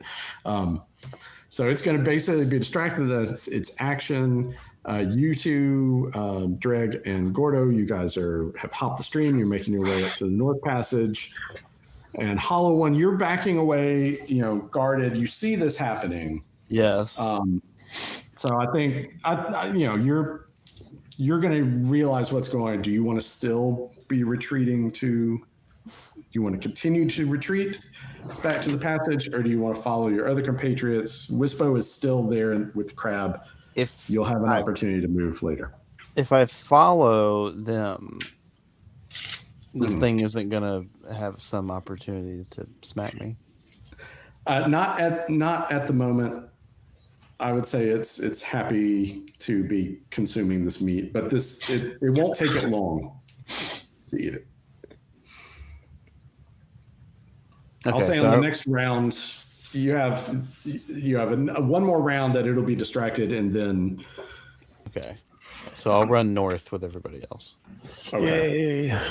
All right, and like I said, I'm just going to determine that it's going to be distracted. Wispo, do you want to follow your companions along with the light that is going north? Yep. I mean, I can see some, but yep. Okay. Sure. So a mad scramble across the stream, away from the crab, to the Northern Passage, in which you will have to go single file. But we'll say the next round happened. You're in the passage, in the interest of that passage. And you go, you're going to continue up the passage, I assume? Mm-hmm. Everyone? All right. So you're going to go up the passage about 20 feet, and it branches. Basically a fork in the road. You can go to the east, which is a slightly wider passage, or the narrow passage kind of squiggles to the west and continues back north. Is this thing so big that I would be like, oh, it can't get through this passageway? It is too big to fit through this 3-foot wide passage. Okay. So, but you can hear as you go up this passage, you hear it kind of scuttling and its carapace scraping against the rock. It's definitely interested in following you, but it physically will not be able to. East. Go east. East sounds good to me. East it is. East. All right. So you continue down that slightly wider passage to the east. It opens up into a goodly sized cavern, roughly 50 feet north to south, about 30 feet wide. You can see what you assume is the continuation of the underground stream, again, running from northeast to southwest. Still fairly narrow, 5 or 6 feet at the widest here. And this area is covered in sand. You do not see a similar disturbance on the surface of the sand, just so you know. And that is all you see at first glance.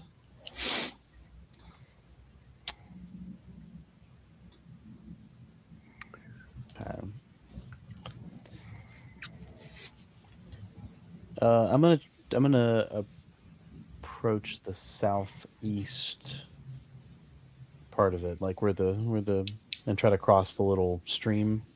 Yeah, you can easily cross. So you want to investigate the southeast section of the cavern? Yeah. I'll go north and investigate. Okay. Are you guys looking for anything in particular? You're searching the sand. You're searching the walls. Just see if anything's poking out of the sand. All right. Yeah, How much time do you want to similar. spend? Because normally you spend about a turn. It's a pretty good sized room. If you're going to spread out and search the entire room, I would say it would take you 2 turns, 20 minutes for all of you if you're all searching. Yeah. 2 turns is fine. Okay. Yeah. All right. So, Gordo, your torch is about to go out, so you'll need to light another torch, or someone will need to light another torch or lantern. I think I have night vision goggle vision. So I think if someone else would like to light something, or I can give somebody one of my torches, I think I'm gonna try to snoop around in the dark. I have a lantern, so I can. I'll need when I'm hitting stuff, I can put it down. But yeah, you can light a lantern if you want. I'll light a lantern. Yeah. If you have a torch, you have an open flame with which to light your Molotov cocktails. Yeah, that's true. That's the only downside of the lantern. Well, then which you could still light it, but it's not just like, here's the torch and you're good. It would just take more time. You could open the side of the lantern. It'd be a little more awkward to use your flint and steel or whatever. But just be aware. So we're lighting a lantern. And it is 12 noon in the game. So we got a lantern lit.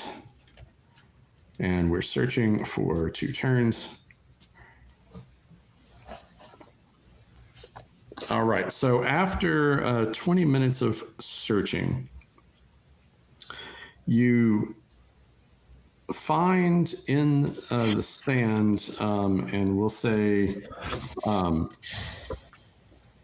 Dreg, you are digging around in the sand, and you find quite a few pearls, kind of scattered in a small area of sand. And we'll say you find like a bit of chain that they were all threaded onto. So it looks like the remains of a pearl necklace. You probably find 20 odd pearls, so probably about 300 gold pieces worth of pearls that you uncover. And then hollow one, you find bones, human bones in the sand. They are not moving. Okay. So that's a plus, right? But this one is, and nearby you find it is armed with a rusty scimitar, or it was armed with a rusty scimitar, and it also has a piece of jewelry on it. It has a verdigreed copper amulet hanging, or I guess around its neck, not hanging, but arrayed around its neck. And so it's a copper chain that's all green with verdigris, and it has about a 3-inch across amulet that's been engraved with a stylized letter Z. It's Xenopus. Maybe, I don't know. Did he get ate by crabs? Perchance it goes somewhere and opens something. Or what if it's an inn? Maybe you're right. Ninapus. His long lost brother. Yeah. His evil twin. His Waluigi. He has a goatee. Which is weird because Xenopus sounds like the more evil name. Just Z. But that is all you find in this chamber. Okay. Well, Take that. All right. So you take the amulet. Yeah, I've taken the Do pearl you put necklace. it on, or you just put it into your pack? I'm gonna wear it. Looks good on you. You wear it, and you don't feel any difference. You don't feel a surge of magical power. You feel the same old Gordo. Mm. A little bit froggy. Feeling a little froggy. Yep. All right. Wait. There we go. Yeah. All right.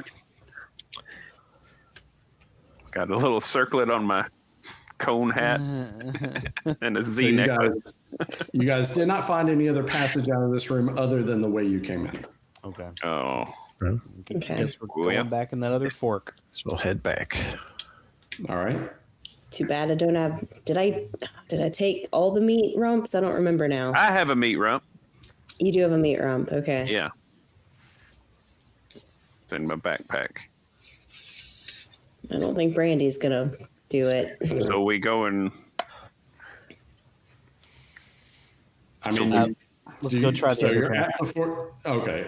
Yeah. Do you want to go back down, look at the crab room, or do you want to go north? All right. I'm sorry. I misunderstood. Yeah. Okay. No crab. All right, no crab. Going back to the north. So you take the western passage, which stays very narrow, but after about 25 feet or so, it kind of winds back around to the north and it opens up a little bit. And you soon come upon a familiar sight, the sandy beach with one rowboat still on the beach, the pots of oil and the remains of the crates and brandy that you did not take. The fog is now gone. I would like to go and get the third rump of meat that I did not get. So I still have Okay, you've replenished your rump supply. my rump supply is back. How it's noted. Rump supply back, baby. We're going in circles. We should go through Fisher Stevens. We will once more tally ho through Fisher Stevens. Yes. All right, so you guys want to make, so you're going to retrieve another parcel of meat and then back. But then we have to go through the water room again. Damn it. Okay. Well, that is an option. You can. There was also a passage that went east. Yeah, that we have not looked at. At the at the head of the stairs. Yeah, if you'd like we should do that. So, yes. All right. So I'm going to say it's going to take you a turn to probably 2 turns to traverse the sea cave through the Fisher Stevens back outside. So you're back at the stairs in that 3-way junction. So if you go south, you're going back down the stairs to the wider section of the underground stream. If you go north, that's good to the fountain and the spider lair, and then something lies to the east.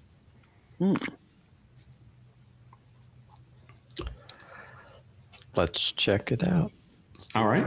Yes. So you proceed down the eastern corridor. After about 10 feet or so, your lantern light reveals a door at the end of this corridor. So 40-foot long corridor from that 3-way juncture that ends in a door to the east. Let the thief look through the door. He's good at it. Yeah, I'll peek through the door. All right. Check that the door is unlocked and All right, so you go up to the door, excuse me. Yeah. You carefully open it, and you see inside is a 30-foot by 30-foot room. In the center of each wall, there is a door. So the door you just came through, and there's a door in the center of the north, south, and east walls. And in the center of this room, you see what appears to be a stone statue. And as you peek through the open door and you scope it out the room, you see the statue, and the statue is a white stone statue standing on a wide circular plinth of black marble. So the plinth is about 2 feet tall. It's about 3 feet wide. And on top of the plinth is a 6-foot tall white marble statue of a sorcerer who is pointing his hand menacingly at you, directly at the door to the west. And there does not appear to be anything else in the room. Is there a bronze face of a man in there? No. No? Just a Okay, big- okay. That's Big not, bloody wizard statue pointing at me. Oh, fuck. Oh, that's rude. It is rude to point. I learned that in homeschool. It's Yes, you rude. should gesture with your hand like this. Yes. Less intimidating. What do we say? Should we go in? I'm going in. Yeah. I'm Sure. going in. I'm affronted by its rudeness. I agree. I ain't afraid of no statue. Yeah. Well, if we get around it, then it's just telling us where the exit is. That's right. Oh, polite. Okay. All right, so entering into the room. So there's 3 other doors, statue in the middle. You're all in the room. Should we do the classic, each one of us stands at the door and Each opens of it us at the pick a same door. time? And then if there's a spooky guy behind it, you close it really fast. Yep. And as Cartoon you, rules. and Steven, actually, let me do a little bit of retcon real quick. As you were pushing the door open, it feels like it is weighted to close on its own. You would have noticed that as you push it. It's a little more force required to open it, and it, just like a door with a swing arm that would, with a door closer thing. So not a heavy force, but just enough that it would shut itself. And you don't see any locking mechanism on the door itself. Okay, we haven't all gone in yet? Not necessarily. Yeah, if you want to, All right. take that information and interrogate that a little bit. You lot wait here. This thing's gonna close. I'm gonna go in. If it can't open for me, y'all open it for me from this side, from this good side. Right? Make sense? You Yeah. do the knock What? thing. Yes. All right, so I'm gonna go in and let it close, which I can sense it's gonna do, and just see if I can open it from the inside of this room. All right. So you step inside, you let go of the door, and it slowly but firmly closes itself. Mm-hmm. And you try to open it. I jiggle it. Yep. It is firmly held in place. No, I'm sorry. It actually does open. It opens this time. Yeah. All right. We're good. But there's still that little bit of resistance. It's a little. Yep. The heavy door closes on its own, but doesn't seem to lock. Yeah. If y'all want to come on through. Just like my house. I have one of these doors. Closes by itself.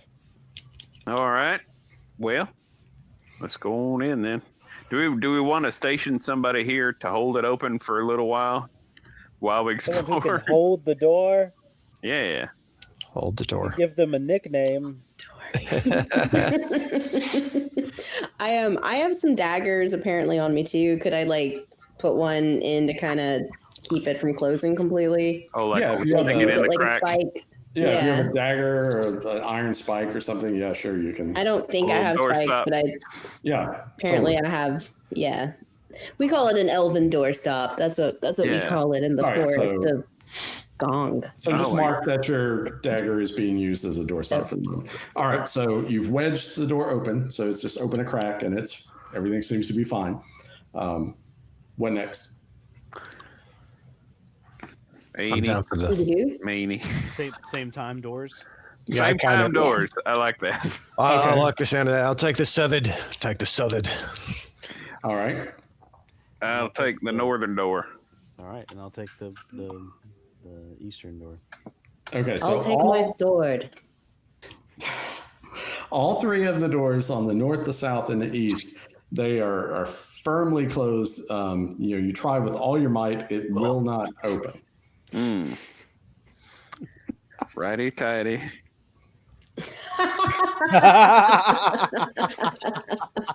Wait a minute, I have an idea. I I Yes, wondered Frodo. think I we would might have like- the same idea. to go and move the statue so it's pointing at, let's say, the northern door. Which door we think? Southern door? Yeah, we'll go southern door. Southern door. Okay. If it is possible to scoot it, I don't know. Okay, May so take two of us. You walk up, you look at the statue. It appears to be stone, 6 foot tall marble, white marble statue. Going to be very heavy. You know this, but as you explore the plinth and the statue, you do see a little bit of a seam around the base of the statue, and Gordo, you're in there. Your instincts seem to be correct because it takes some force, but it does appear to rotate. So you said you want to rotate the statue in which direction? South? South. All right. So, and you could do it by yourself. It takes some effort. If two people did it, it'd be a little bit easier, but it's not terribly strenuous. So you're going to rotate the statue a quarter turn to where it's menacingly pointing at the door to the south.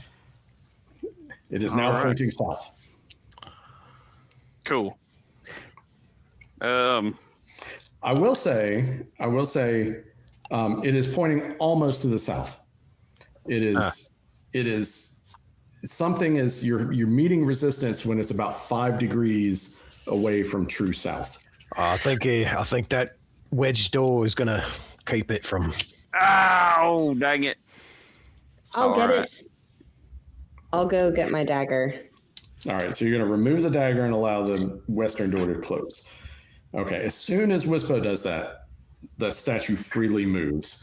Nice. It kind of clicks into place to the south. All right. Yes. I'd already positioned myself at the southern door, so I'll be the one to peek on through to the other side. The door, easily opens. You're feeling that same slight resistance that you felt on the western door, but it opens up, no problem. And you see a corridor that extends at least 30 feet to the south. It's a corridor. Well, Who? Oh, corridor. do we? Do we want to, as a group, go chase this, or do we want to peek through each? Let's just be thorough. Fuck it. Let's just go. I'll vote go. Down it is. I vote southern. All right. Yep. All right. So, and again, so Wispo, are you still going to be leading the party, or I can. or Hollow One? Yeah. What do you want? Doesn't matter. That's fine. Just trying to keep a general, idea of who's where in line. So if you're not wants to hang back or do anything different, let me know. If I'm not reconnaissancing, I am generally, as a rule of thumb, skulking towards the rear. Same So that's what I'll be doing. I'll be hold the door for everyone else as they go through, and then take up the back. I will be the penultimate person in line. The penultimate Gordo. That's a wonderful title. So Dreg is going to be Drogue here at the rear of the party. All right, so you move down the corridor. After about 10 feet, you see this corridor is 40 feet in length, and it ends in a door at the southern end of this 40-foot long corridor. Do we see any light coming from under it, or hear any obvious sounds of meh brains, or example, I'm a goblin and I like goblin and wish I had a rump of meat to eat. So you don't see any light. Do you want to take time to listen at the door? Do y'all want to spend a turn, or you just want to go? Send the doorman. All right. everyone shuffles out of the way. I can close the lantern. All right. So you're going to make your way up to the door, Dreg. Yep. It is unlocked. And you ease it open and peer inside. It is dark in there.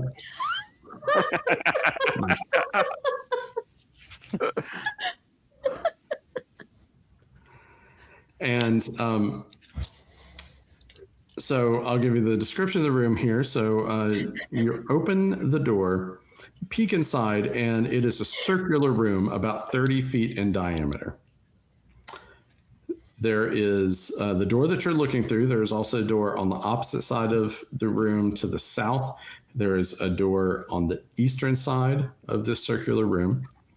And on the western side of the room, there is a set of spiral stairs that lead up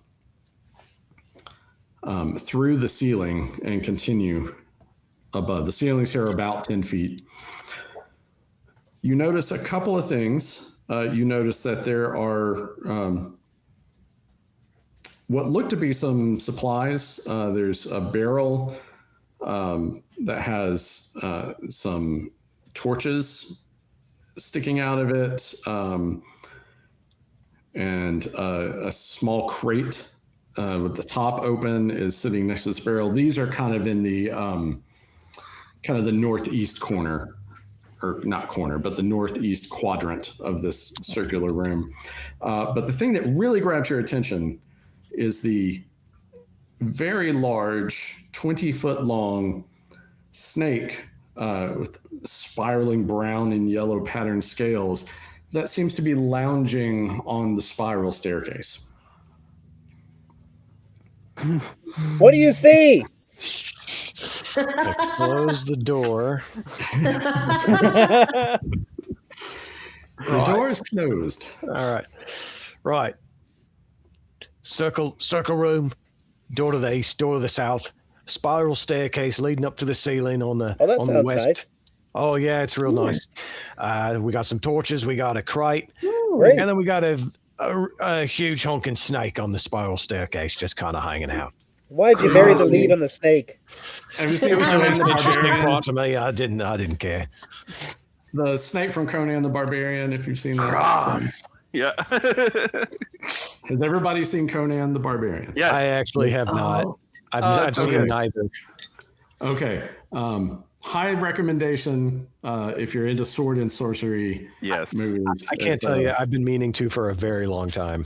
It's definitely worth a watch. It's, a product of its time, early 1980s. Yes. So Way to Yes. put just it. gonna throw that out there. But if you like, Product of its time. a good, it's a good popcorn movie. But also kind of foundational to kind of the spirit of old school D&D, I would say. So for what that's worth, sorry for the aside, everybody. But continuing on, you close the door, big ass snake. What's next on the agenda? I wish we could poison this rump of meat and give it to the snake to eat. Anybody got poison? I don't know if a snake a great eats something idea. that's already dead. Well, yeah. Yeah, That's fair. sorry. Swamp lore started coming out. I mean, it might be. I know not of these snakely rules. I mean, The snake maybe it's did not worth a try. The snake did not immediately react to your presence of the light. Its eyes were open. We'll say you could see its eyes were open. You could probably detect, a slight breathing or something. It definitely seemed alive, but it didn't and come at you. Well, yeah, It so might be that- chill. Yeah, Might It be a might. nice snake.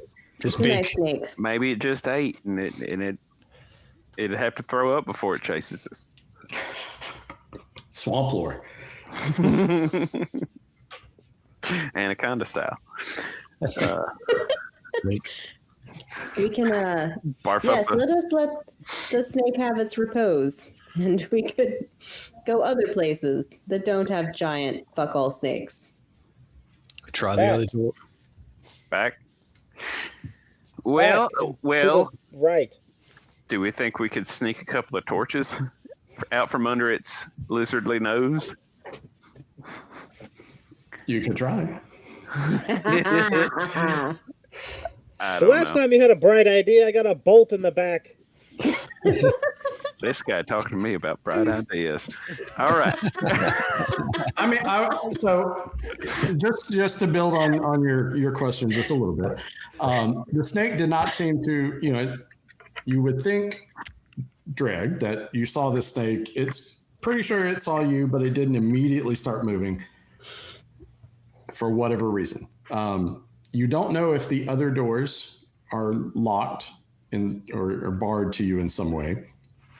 If the doors were freely openable and you moved very rapidly, you would estimate, because that's only about 20 or so feet, you estimate, if you were fast and intent and the door was not locked, you could dart, into the room and back out, or dart across to, especially the door to the west or the east, excuse me. Yeah.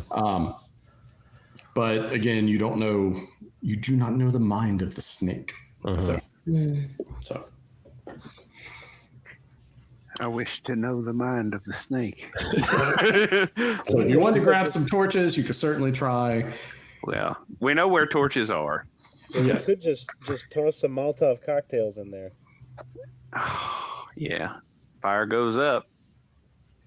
Learned that in the swamp, too.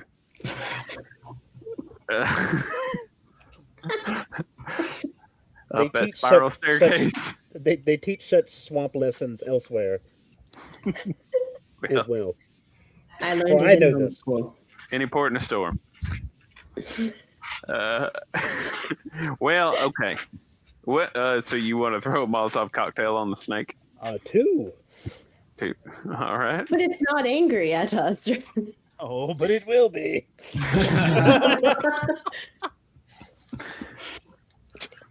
My people call that borrowing trouble, but that doesn't seem to be your want. We could also feed it hallucinogenic herbs. I could put a sack on its head. Yes! We could put a sack on its head, and maybe then it will go docile. It's kind of already docile. I don't know. I mean, you don't we have could poison, we could get but you do by have its head. hallucinogenic herbs. That's true. We could stuff the meat The herbs with the meat. with. And we could put some brandy on just to get it drunk too. Yes. Most creatures, aside from some birds and some primates, actually. I said I'm not a biologist, but obviously I'm a liar. Like most animals would recoil at the smell of alcohol. Oh, that's right. It's not really You common. would probably know that as an elf. I know that. Yeah, totally. The birds hated getting drunk. In the forest with gong. If you're interested in drugging the snake, so I have experience with snakes, keeping snakes as a pet. They eat dead mice, is what the snake that was in my household ate. Okay. Where you thaw out a frozen dead mouse and drop it in a cage, and it goes. The snake we had went for it, so no problem. So I would just give you a 50-50 chance if you want to insert these herbs into the roast somehow and toss it to the snake. I'll just say it's a straight 50-50 chance whether it is interested in eating it or not, because I have no idea. But it's a great idea. If you want to try it, Let's do it. Fuck. Okay. From the light, fantastic. All right. So it takes a turn to prep the roast. And, I would like to light a torch as well, if I can do that while you guys are prepping that. Okay. Or, And so you're gonna, roofie the snake with the hallucinogenic herbs, and toss it in there. And so you toss it kind of at the foot of the stairs, and so Chad, why don't you roll us a percentile roll? If it's a 50 or higher, we'll say the snake is interested and consumes the meat. It was a 53. You rolled a 53. Okay. So the snake slithers its head down and kind of sniffs around the meat and then opens its jaws very wide and like gulps it down. And you can see the bulge in its throat behind its head. And we'll say it'll take at least probably a snake. We'll say it takes 20 minutes for that to take effect, if that's cool with you guys. So it'll be 20 minutes. If you want to wait for the effect. Are you gonna watch, like literally watch it with the door open, or are you gonna throw it in there, close it, and check on it? Or? Just check on it. Okay.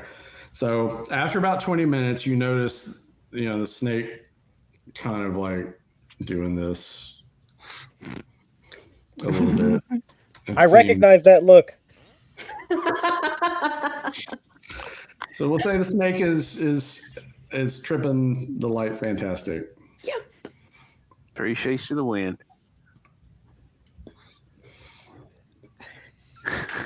Who's going in? I'm glad we did that, y'all. That was a nice thing to do for that snake. Let's go. So the snake, and probably we'll say it's just, the snake just kind of like lays its head down and closes its eyes. It's still breathing. It's just doing its thing. It seems pretty docile at the moment. I would like to just barge right into the room and take torches. Okay. You can do so. How many torches?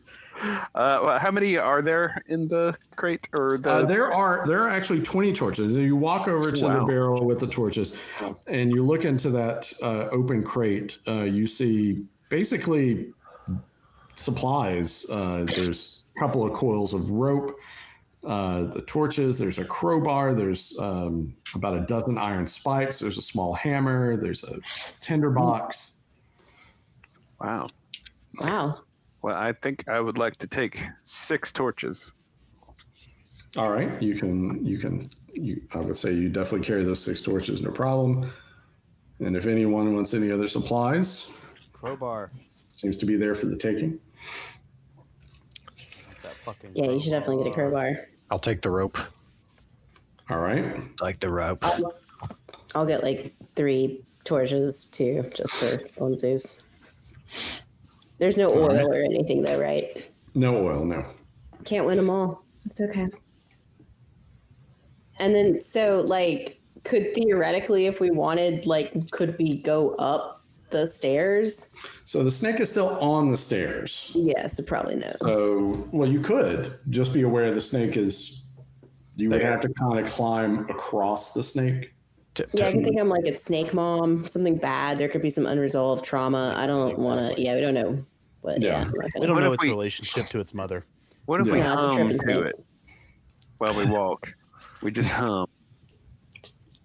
And we climb the steps. You can attempt. It's just a party of snake charmers climbing a spiral staircase. I have a wooden bird whistle that makes a bird appear.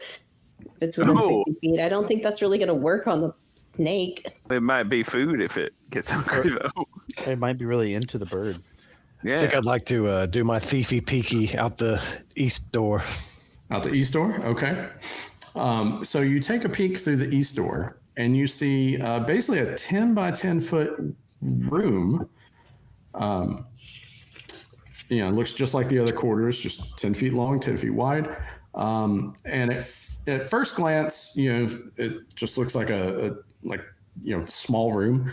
And as you look closer, you can see the outline of a door, but it doesn't look like a standard door. At the opposite end? Yeah, it looks like, and you're thiefy, you've probably encountered something like this before. Looks like the unhidden side of a concealed door. Ooh. So go that way.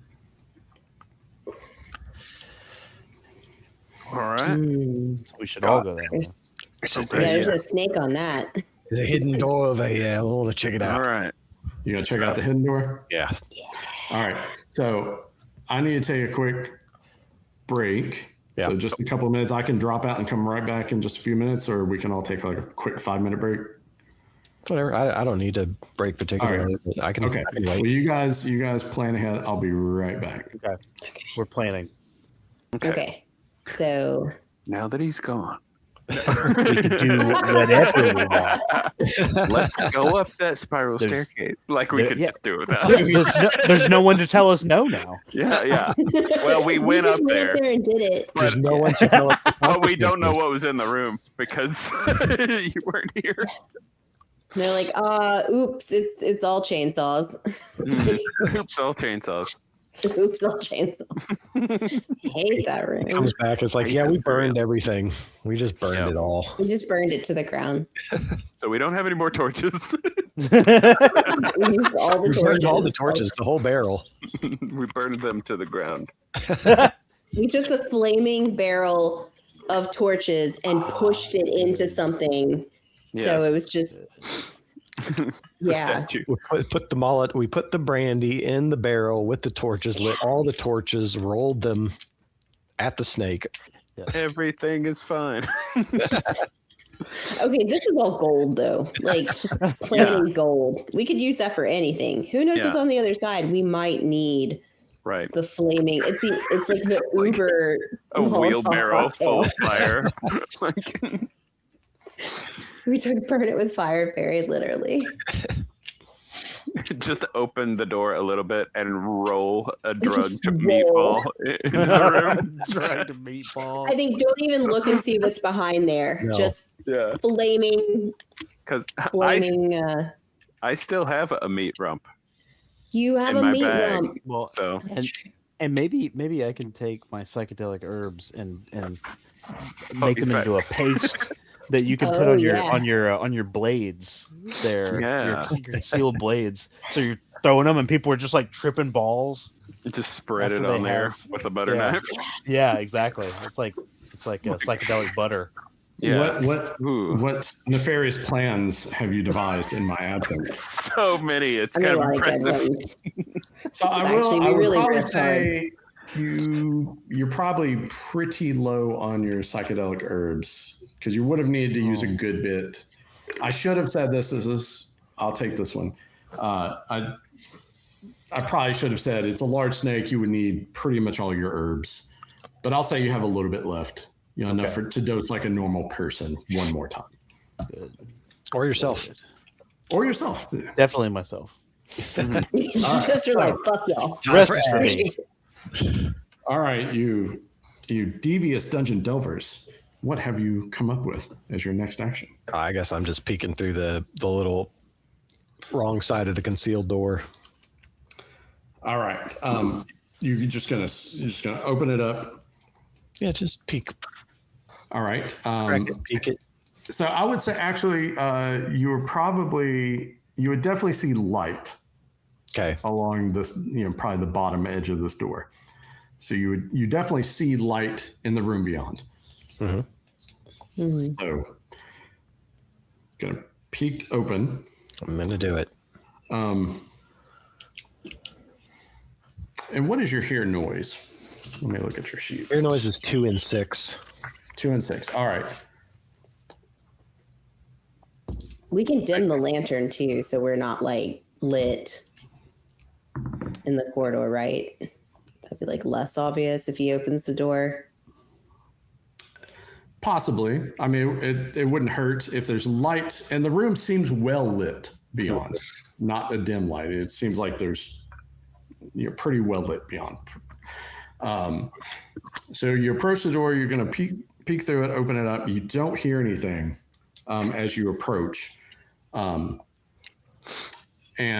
we'll say the door is going to open. It opens toward you, actually. Right. Okay. So it'll open, the hinge will be on the south side or your right-hand side as you're opening it. So you just you peek through it and you see part of a pretty good sized room, about 40 feet east to west, 30 feet north to south. So what do you see? You see the back of a person who is standing working at a large table.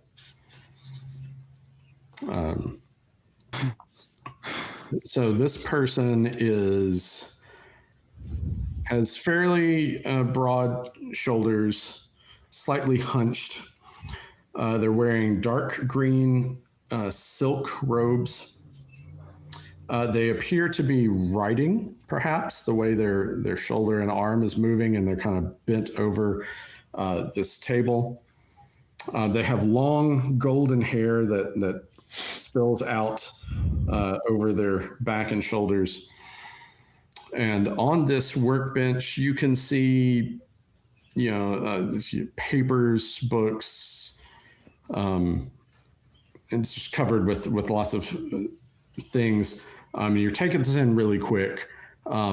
As you look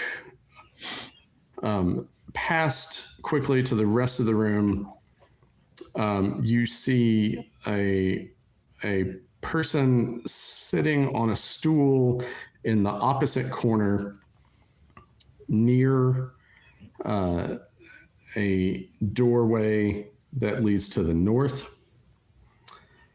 And you just on the edge, because you only kind of have a slice of view.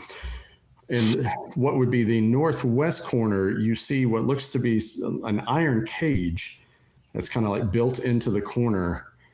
And you see a large shape of white fur. The room is lit with there's 2 different lanterns hung on the walls. And that is probably all you can see from your vantage point. But I'm going to make you roll a move silently here. Which would be, move silently is 20% for me. So what do I need to roll? We'll say a 2 and 6 for that. So a 1 or a 2 is what you want. With a 6-sided? Yeah, with a 6-sided. Okay, yeah. So I rolled it. Well, I guess technically I should roll that. You're trying your best to be quiet and careful. Sure. But we'll say, the hinge just makes a little bit of noise as you're easing it open and taking in this interesting scene. And you see the person with the green silk robes and the blonde hair kind of like, they do this, kind of sit upright from what they were writing and start to turn around. Oh, God damn it. So you're right there in the doorway. It's only open a few inches. Yeah, I'm shutting it real quick. Softly but swiftly. Okay. All right. So you shut the door. Yeah. And what are you doing now? Oops, all flaming barrels, right? All right, mates.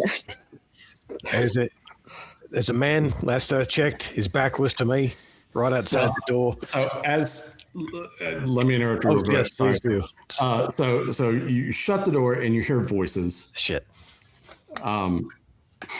So you hear what you assume is the person you just saw that was closest to you. You hear them, male voice, holler out. They say, they yell the name Wendell. Here, now. Uh-oh. And you hear movement. You hear the stool they were standing on, they're like scooting across the floor. You hear movement, and you anticipate them coming through that door just any moment now. Go back through the snake room and then hang a right, and let's go back to the fucking statue room. Yeah, let's go. Let's beat a retreat. All right, so you're going to flee as fast as possible back to the statue room?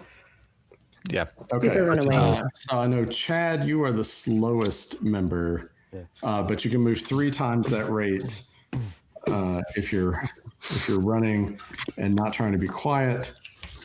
Okay. So if you guys are instantly like, now go, so Yeah. this is only a 10-foot room, so you bust ass out of there. Leave the door open. Leave the door open. You're gonna make for the northern door. Are you gonna leave that door open or closed? Close that door. Close that door. All right. So you had a little bit of head start, and you're gonna be far enough away. You're not gonna be able to hear what's happening. Oh wait, back can I add one thing? What? When I run through the snake room, I take something and I throw it at the snake's head as I run through the room. Okay. What are you gonna hits throw? it off. Nice. What are you gonna throw? There's like torch, whatever, like some garbage that was in that room. Are you I gonna just picked something up. Well, Toss what do it. you have on your person? Because it would take. I guess if you, I'll say you can grab an extra torch, just throw it over there. Roll a 4-sided die. If you get a 1, you hit it because you're doing this fast. You're just 4. Okay, so it we'll say it hits the wall. You don't hit the snake, but the snake still appears to be very very drugged with your hallucinogenic herbs. So it does not react, doesn't seem to notice. So you guys going all the way back. You're going to make it to the statue room. What are you doing now that you're at the statue room? Turning the wizard to the east. To the east, yes. Yeah. All right, Let's go to the wizard east, turn to yeah. the east. All right. And let me pop something into the Discord here for you guys. Pop. I shall say attempt. There we go. All right, you should see it now. Pop. All right, so you see that circle room. That's the room with the snake on the Discord. And then the room to the right or to the east of that, that's the room you just looked into through the secret passage. And you guys are running north to that square room with the 4 corridors coming off of it. So that's where you're at now. And you're going to go to the east. Yes. Yes. All right. Are we peeking through the door or are we moving through the door? I'll peek. I don't think we're in a huge rush since with that should have locked behind us. I would imagine.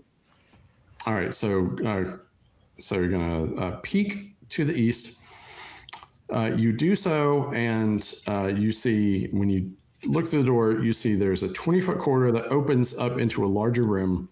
And when you open the door, you do see looks like there's some perhaps furnishings in this room ahead. You can just kind of see the first 10 feet into this room.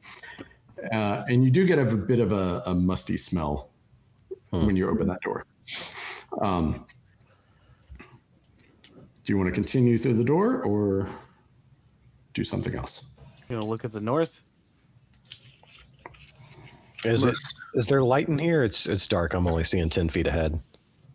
Okay. Yeah, it is dark. Sorry. Yeah, so it I is can dark. see 60 feet though, right? Like I've got infravision. You can see infravision. You can see some rough detail up to 60 feet. Yeah. Okay, I'll peek over real quick with my LV eyes. Okay. So you can see. Do I see more? Basically the entirety of that room except for the corners closest to you. Okay. So you see there's looks like a chair and a small table. And you can see, so 60 feet, you would see that there is a passage that continues to the east on the far side of this room. This room is about 30 by 30. So from your vantage point, that's what you can see because you can basically see in like a cone to the east. So there's some furniture and there's a passage that continues beyond. So does it look like kind of like a receiving room or like a study? It's hard to tell without just because you're looking down a 20-foot corridor into the room. You see a chair and like a small table next to it. Okay. You'd have to kind of move into the room to get a better idea of what its purpose would be. Yeah. What do y'all think? Down to check it out. Yeah. We're not getting any younger. Or aliver. Well, no. Life is the exception. All right. In the distance, as you're looking through this door and you decide, all right, well, let's go check this out. A couple things happen at this point. You hear in the distance, somewhere, it sounds like it's coming somewhere from the east, indeterminate direction other than that, because it's stronger coming through the open door that you're at. You hear a ghostly wail. That it definitely seems in the distance. Direction is not exactly clear other than somewhere to the east, perhaps. But it is a long, ghostly wail that you hear. Hell no, close that damn door. We're running out of egresses. So go north. I would say you could tell it comes from beyond the room that you're looking into that's to the east. It sounds further away than that. Oh, like, so maybe it's coming through that, like, that other part of the corridor I kind of saw maybe. Yeah, you get the sense that it is fairly far away due to the reverberation and the echo and everything. So Fear not, Hollow One. so continuing into that room with the chair and the table, or no? I'm game to take a couple more steps. All right. And the door to the south that you just entered, the statue room, it flings open. Oh, crap. Motherfuck. How? Does that So mean it flings open and you turn and you see Dreg, you recognize this as the fellow sitting in the corner. He looks similarly dressed to the smugglers. Oh, He's man. kind of rough looking. He got, kind of a 9 o'clock shadow and kind of a rough looking character. He's got a short sword in his hand and a torch in the other. And he sees you and he says, "Hold it right there, you." Oh, Wendell, is it? Oh, the blokes in the cave said that you'd be here. Where do we go from here? We need to pick up the rest of that loot to get it back to the boat. Yeah. How do you know my name? Oh, the blokes in the cave. They told me. Who? Well, the man one and the woman one. They never told me. They just said, you go find They're Wendell. not my friends. Oh, well, they didn't say. Not anymore. What did they do? Golinor is my only friend. And you're trespassing. Drop your weapons and come with me.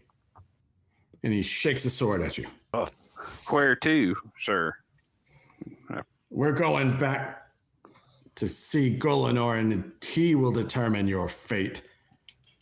Who is Golinor to determine such fates? He's the master of this dungeon. He's uncovering the secrets, and he's going to be the greatest wizard in the world. And he's my close personal friend. Do you trust him implicitly with anything he tells you to do? Yes, but you can trust that I'll use this sword on you, Elf, if you don't drop your weapons and follow me now. And that goes for all of you. But did he say that you were his close personal friend, or have you determined that? I'm just curious. I'm not here to answer questions, but yes, he did. Gordo, the way that, sometimes you just are so charming and people love you and everyone wants to be your friend. It's, I'm sure that this other person has a similar charisma, got the riz. And all right, enough of your talk, Elf. Now listen, look, Golinor is a fair man, very powerful, very deadly, but fair. If I could be his friend, perhaps you could be his friends too, but only if you cooperate. No funny business, and definitely no shenanigans involving violence. If there's any violence, I'm going to be the one to do it. So drop your weapons and come with me now. If we had a sidebar, would that be interpreted as funny business before agreeing? Okay. That's right. I say we go with him. Smart one. Well, you flatter me, I wouldn't sir. go that far. Well, he let him. Well, I mean, Gordo, you are. Are you dropping your weapons, or are we going to have trouble? Can I just stow my weapons? Because Golinar is going to be here any moment,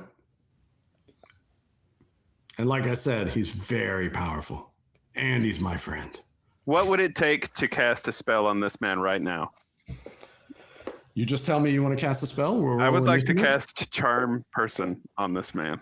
Are you want to charm him, or you want to try to charm Golinor?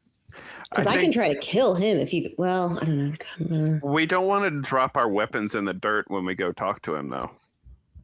Yeah. Right, do you want to cast the spell? I think I'd like to cast it. Yeah. Okay. Interesting. All right, this will be fun. All right. All right. So we're gonna roll initiative. Before we do so, you're casting a spell, and you're the only one who casts spells. There's nothing else anybody can do on that, right? So, is anyone moving into melee or trying to run out of the room or do anything else? Movement. I'm not doing any funny business. No funny business. Wispo, because it will be Gordo's action casting a spell will be taken as a threatening action. Yeah. Just to be clear.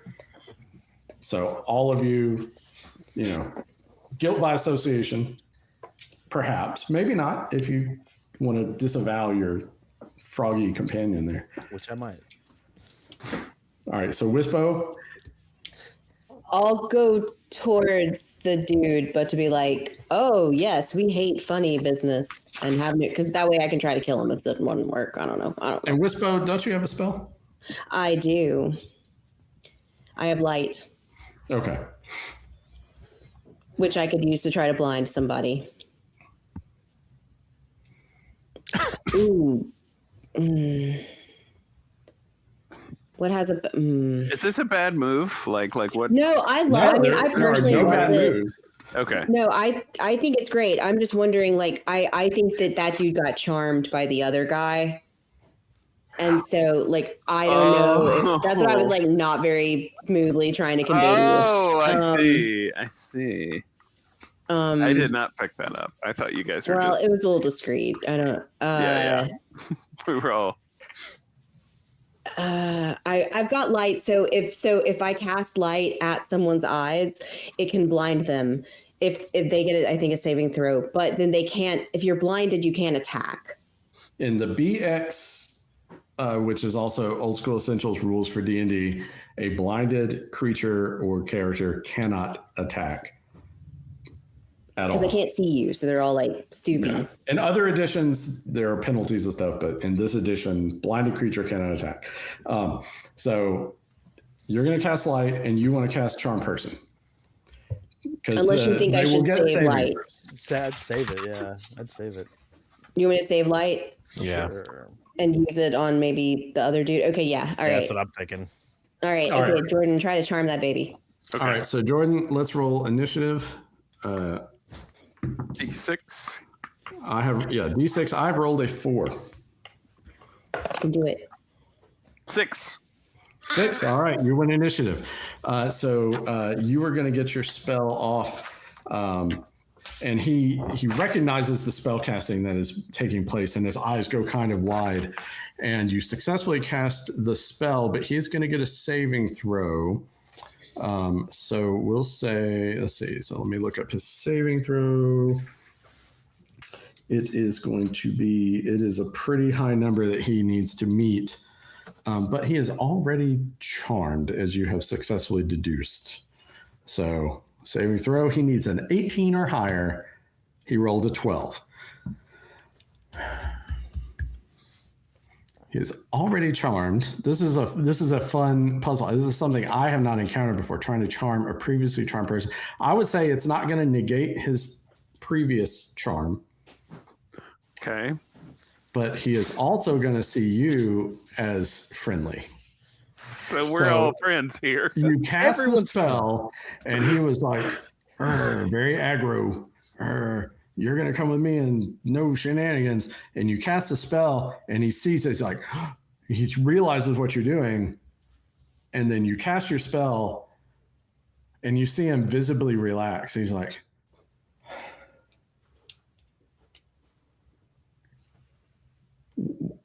what's your name? And he points at you, Gordo. Gordo. And he's like, yeah, Gordo. Watson? Wilton? What's Wendell. Yeah. Yeah, that's me, Wendell. Gordo. Yeah. Gordo. Do I know you? It feels like I've known you my whole life. I feel like that's true.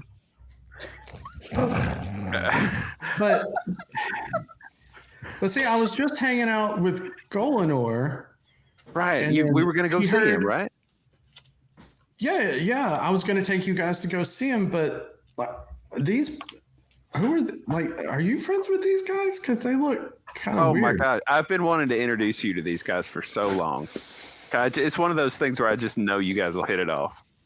So person, he's going to see you as a best friend level. That's like he trusts you implicitly. If you make a suggestion to him to do something that would be against his personal ethos, or like slit your throat, Wendell, he's definitely not going to do that. Okay. But just to let you know, he's going to treat you as a trusted friend. So sorry to interrupt you. Yeah. Okay. Yeah. I mean, these guys are cool. I mean, okay. Well, see, this is really weird because I was in Golinor's study, and I'm just watching out because he's my friend too. I've got two best friends. That's awesome. And he was just he was working on his magic stuff, and all of a sudden he yelled my name, and I look up, and we heard the door behind him shut, and he's like, Wendell, go see what's going on. It's probably those damn smugglers again. And so I went through the door, and the snake was just being still, and that was a little weird that it didn't, because Golinor, he did a thing where like me, the snake is like he's not really my friend, but it's like a pet snake, right? It's Golinor's pet snake. That's what I'm trying to say. Too many words. And then I found you, but I guess I just got confused for a minute. You sure these people are okay? Are they you can tell me, are they being mean to you? Are you being held prisoner? No. Are these smugglers? No. You sure? No. You sure, Gordo? No, we actually killed the I'll smugglers. take your word for it. No. You killed the smugglers. Is that true, Gordo? we killed the smugglers. It is. Oh, if you did, Gordo, Golinor. You trust that guy? Yeah. What's his name? What's his name? The hollow one. The hollow one. Okay. No, Golinor is going to be really happy. I know. That's why we did it. They've really been a pain in our ass. Yeah. Oh, all right. You probably heard let's a go. ghoul. There were ghouls. That's probably what got your attention. They stay up to the north side of the dungeon, pretty much. They're pretty much in the north. Don't worry about them too much. Yeah, let's all go back to Golinor. He'll be relieved that it was you guys and not smugglers. Yeah, I think so. Yeah, let's go. Let's do it. We'll take the the normal way, because Golinor was pretty pissed that somebody went through his secret. Was that you guys? Did you all do that? Ghouls. I don't think Gordo would do that, but what about you? What about that elf? That elf looks really suspicious. No, not at all. I don't even know what you're talking about. That guy, what's his name? Gordo, what's his name? Did you trust him? The sneaky looking guy? Okay. Wait. What's his name? Dreg. Oh, okay. Gregory. All right. You guys are okay. Gregory Cook. So if you're friends with them and I'm friends with you, yep, then that means I'm friends with y'all too. Yes. We are friends again. All right, so everybody's friends here. Well, let's go see Golden. Yeah, we're going this way. You were going. Okay. But did y'all go through Goldener's door? Because he's not gonna like that very much. I don't even remember how we got here. No, I mean we came through that other way. The that door, the right there. Oh, the west. Yeah. Okay. Yeah, the west side. Yeah. Yeah. Because that's where the bandits. Well, keep your eyes peeled because there must be more smugglers. Yep. Smuggling around. All right. Well, let's just everybody stay alert and just follow me. We'll go. Okay. We'll go. Yeah, come around this way. So he kind of is like, excuse me. Okay. And he goes through the door to the east and walks toward the room with the furniture. You gonna follow? Follow. Everybody follow? Yeah. I'm gonna get out my slimy net just in case of ghouls. Okay. So he walks down the 20-foot corridor into this 30 by 30 room. There's basically a corridor going off north, south, east, and west. So in that room, it does kind of look like a study, to answer your question from earlier, Lauren. Okay. It's very dank and musty in here. You see there's all the wood, the chair looks like an upholstery chair. It is an upholstery chair, but it is upholstered. It is also covered with a layer of fuzzy purple mold. It smells very musty and dank in here. All the wooden surfaces have mold on them. It's just moist and generally unappealing in here.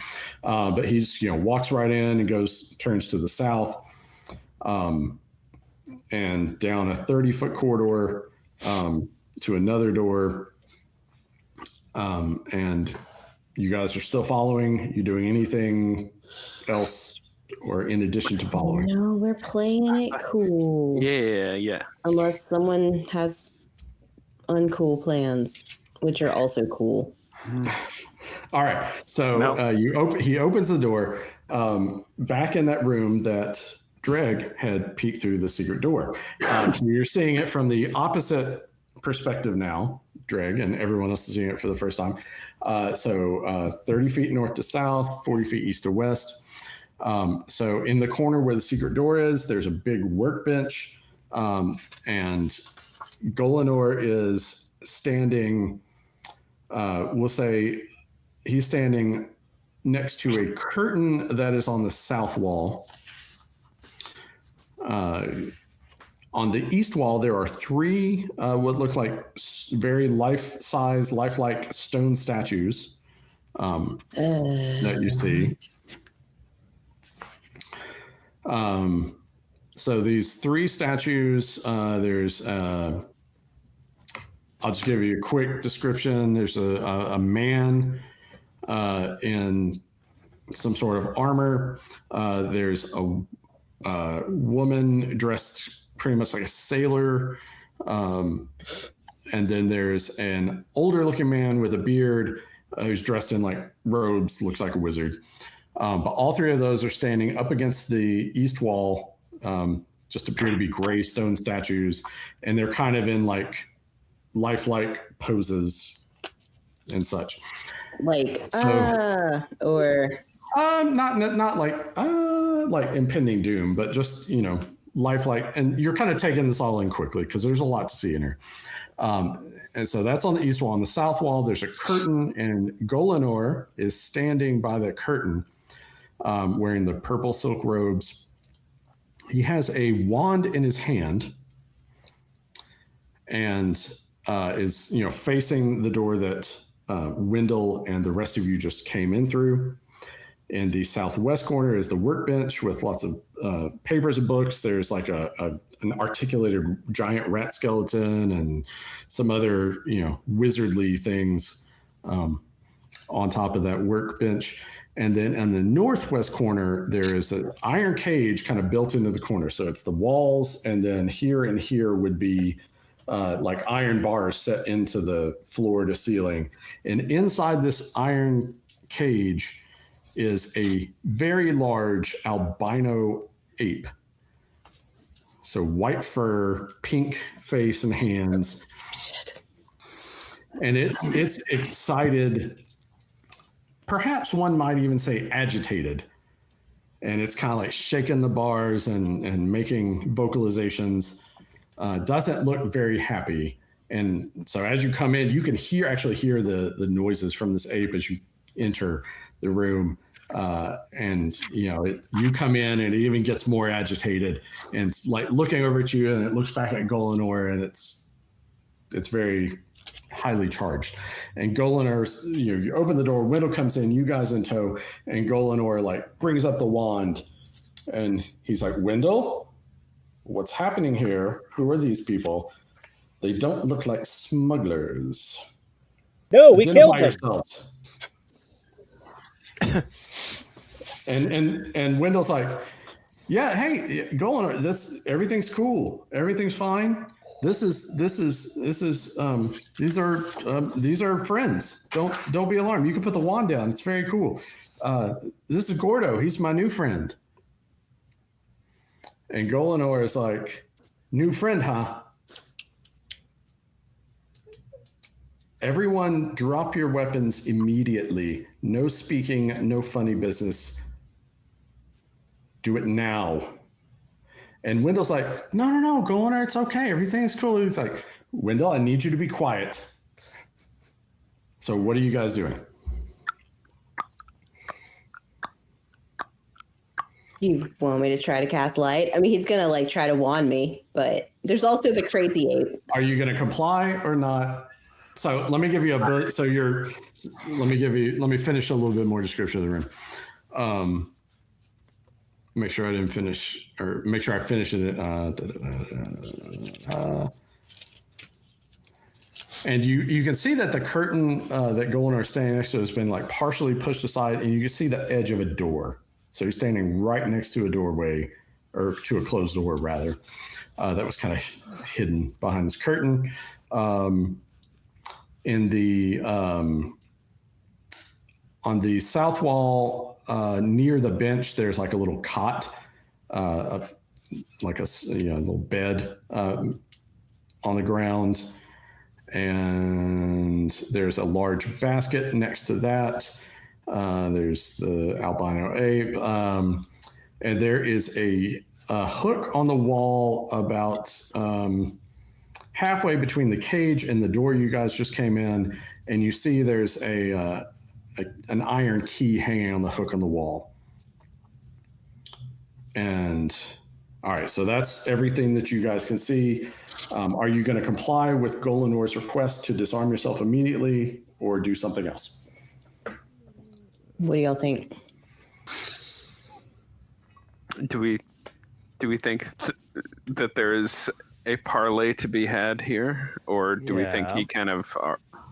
You get the sense that he is not going to put up with any shit at all. I'm going to drop my shit. Yeah, I'll drop my visible weapon. I guess I can drop mine because I can still try to cast a spell. Yeah. Unless you want me to just like run at him and try to kill him. I mean, I'll die, but whatever. Right. I guess I'll drop my stuff too. Or I'll get turned to stone. God knows if that's what fucking happened to these people. And as you look at the statues, they look very lifelike. And he's pointing his wand at you. Yeah, I'm going to put 2 and 2 together there. I learned that in homeschool. Okay, I'll drop. Yeah, Sorry. You got confused, visibly angry Golinor the wizard, confused, friendly Wendell, very agitated ape in the cage that's locked up. Yeah. And you guys are dropping your stuff, right. Unless Wispo, are you going to cast a spell? I could drop my stuff and then see what he does and then try to maybe cast light on him. Because there's no way I could like very slowly being like, all right, we're putting it down, and then be like, ooh, light. Like that doesn't work. Yeah, I mean, you could like feint like you're gonna drop your stuff and then cast a spell. I mean, we don't have to get into the do you want me to do that? What do you want? Ride the lightning? Let's hear him out. Tell me what you do. Let's hear him out. All right, so everybody's going to drop your stuff. All right, so you drop your stuff, and he's like, all right, everybody hands up and get down on your knees, and everybody lay face down on the floor. And Wendell's like, no, they're my friends. They're friends. See, this is, it's everything's okay. And he's like, shut up, Wendell. This is not the time. These are not your friends. You have been tricked with spellcraft. We don't talk to Wendell like that. Yeah.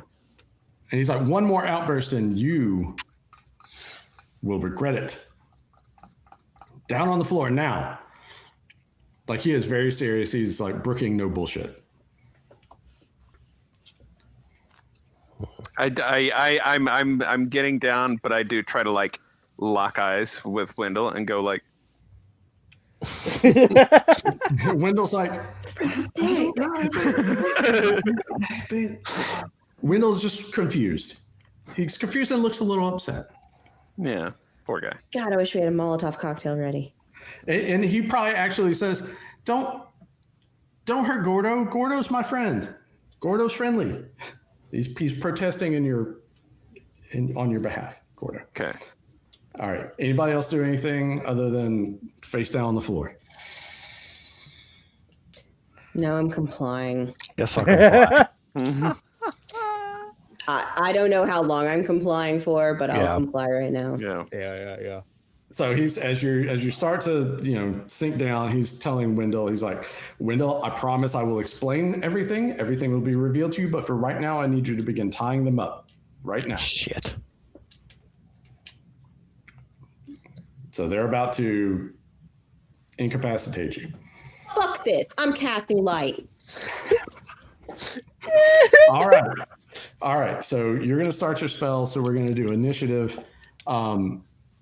Everyone else is going to continue to try to comply because you don't have a window into what Wispo's about to do unless I know. So unless you're like, fuck this, and then time to reverse. Are you vocalizing that, Wispo?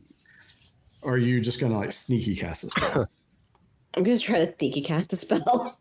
Okay, if you vocalize it, your compatriots will realize that you're acting against what they want, and then they'll be able to make a decision. If you don't say anything, Okay. just sneaky cast a spell, they'll just continue doing what they're doing.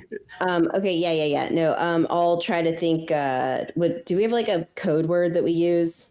Like, obviously you guys would have an Fisher adventure Stevens code word. we'd be like, man, this feels just like Fisher Stevens. All right, so you say the code word. Okay. The And then I'm gonna unsafe try to word has been cast spoken. light. Yeah. So you guys know she said Fisher Stevens or whatever your code word is. Fisher Yes. Stevens You know that would she's never. about to buck the trend here. All right, so you're going to try to cast light. Anybody else want to do anything? So we're all face down without our gear. You're Is that not face correct? down yet. You were Okay. you were going to like, okay, hands up. You're going to like, I guess get down on your knees or something, kind of get down low. So you're kind of moving in that direction, we'll say. So you could like reverse course and do pretty much anything other than, you could pick up anything you dropped, or if you have another weapon on you, you could grab that, or you could run. Can I do other chuck things. this crowbar at his head? Sure. It's like tucked in my belt. Yeah. So it'll be an improvised weapon. You can. I just you can don't throw think that like Gordo will be able to get Wendell to like untie us once we're incapacitated. It feels like going to a second location. So. Well, you've already committed, so we're Oh, Yeah. I'm in, already all in in. motion. We're in now. All right. Yeah. So Sorry, Hollow One is going to toss this crowbar. Hidden dagger Gordo throw and at Draco. Golinor for me. Where Where did you say the key is? it is just so you guys came in the door is just to the right on the wall back over here, but halfway between the door and the cage. So you could easily take a couple steps, grab the key, and do something with that. Okay. Keep that thing locked up. If we're all doing an explosion of movement, I feel safe to right. dart over and grab the key. That's a good descriptor. Explosion of movement happens. A lot of things happening at once. So, Wispo, Lauren, we will let you. You started this party, so you're casting a spell, Yeah. and I know what everybody else is doing. So let's go. I've rolled a 2, a 4. mighty 2, a 4. Okay. Thank fuck. Okay. Okay, so first, monster morale is another thing. So movement, you guys are moving and doing your actions. So Chad, the hollow one can throw that crowbar. It'll be an improvised weapon. So we'll say it'll be a -2 to hit. And you need to roll you'll need to roll a 13 or better to hit Golinor with the crowbar. 14. All right. So you throw the crowbar. It hits Golinor. Roll a 4-sided die. We'll say it'll do ID4 3 damage. 3. Okay. All right. So we'll say it hits him on the side of the head. He staggers back a little bit, and Yeah, bitch. And so where is he's got? All right, so he's got some hit points. He has less hit points now, but he's still obviously functional. No, and Dreg, you're going to be throwing a dagger, so make a roll. You need an 11 or better. No, 20. 10 or better. A 20. Oh, 20! All right, so double damage. So roll your damage die. Which is So roll it twice. A D4 for a dagger. okay. Unless you used your special magic one. I think I dropped my. I think that was the. I considered my jeweled dagger the one I dropped. In compliance. But so this is a hidden dagger. right. So I got 2 yeah. 3s. 2 3s. Yeah. Okay, so the dagger lodges in the base of his throat. Holy. And you see the green satin robes immediately start to go dark, blood trickling over, and he drops the wand, grasps his throat, and staggers back and hits the wall. And so, Gordo, you have the key. Mm-hmm. What were you going to do after you grabbed the key? I really suspect the key was to open the monster cage. Yeah. And so I was just trying to get hands on it before somebody else did. Okay, cool. So you've got the key and you were just going to secure the key, right? Yes. All right. So Wendell sees Dreg murder his best friend Golinor. So Wendell is going to scream and lunge at Dreg with his short sword. So we are now in... he's going to be in melee with you, and he rolls a 1. So he immediately starts crying, but he's also mad. He's really upset. He murdered his best friend, and he trips and stumbles, and the sword flies out of his hand and skitters across the floor. And the albino ape is still just going crazy in the cage, like hooting and hollering and shaking the bars and wants out, and God knows what would happen then. So everybody's taking their action. So, Spell's not really gonna happen now. I mean, I tried it, but it won't really matter because he did. well, it doesn't. Yeah, the light goes out of his eyes, we'll say. Yeah. So, Wendell is disarmed. Golinor's dead. I know it's Gordo. I know it's 4:26. I know, Jordan, you had somewhere to be. I have to be somewhere at 6. So, at so 6. as long I wasn't as, sure if it's 5 or 6. Yeah, okay. no. All right. I didn't know how much time we had to breathe here. Yeah. All right. So Wendell, how do you want to handle Wendell? I've got some rope if we want to. Would his charm not have started to wear off though once Dude Face died? I guess it would. But yeah, he still would have witnessed, you guys. Yeah, attacking. that's terrible. So he would still be upset. And then, so I would say, that's totally plausible. That works for me. So he was really upset. He's just an emotional mess.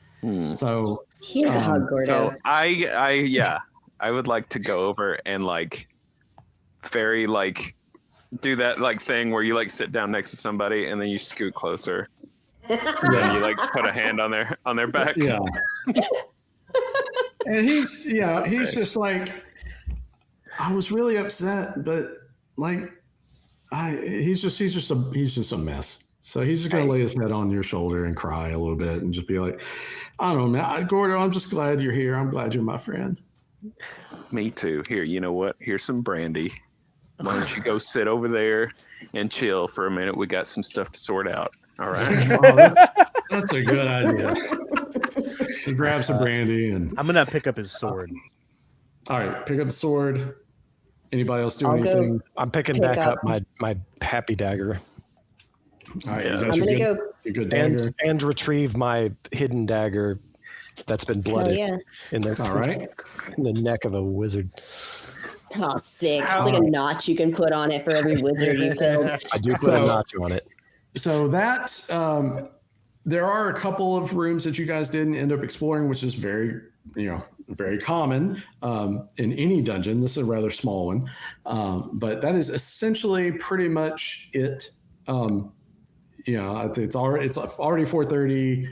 There's a couple of rooms. We'll just leave those out there for the time being, but that's pretty much the adventure. You guys faced the main, antagonist, took him down with a deft dagger to the throat, and the crowbar also, couldn't have done it without the crowbar. You softened him up with the crowbar, so well done, Chad. It's funny when you describe the hidden door that that I knew what it was. I almost said, I think it's a boss fight door.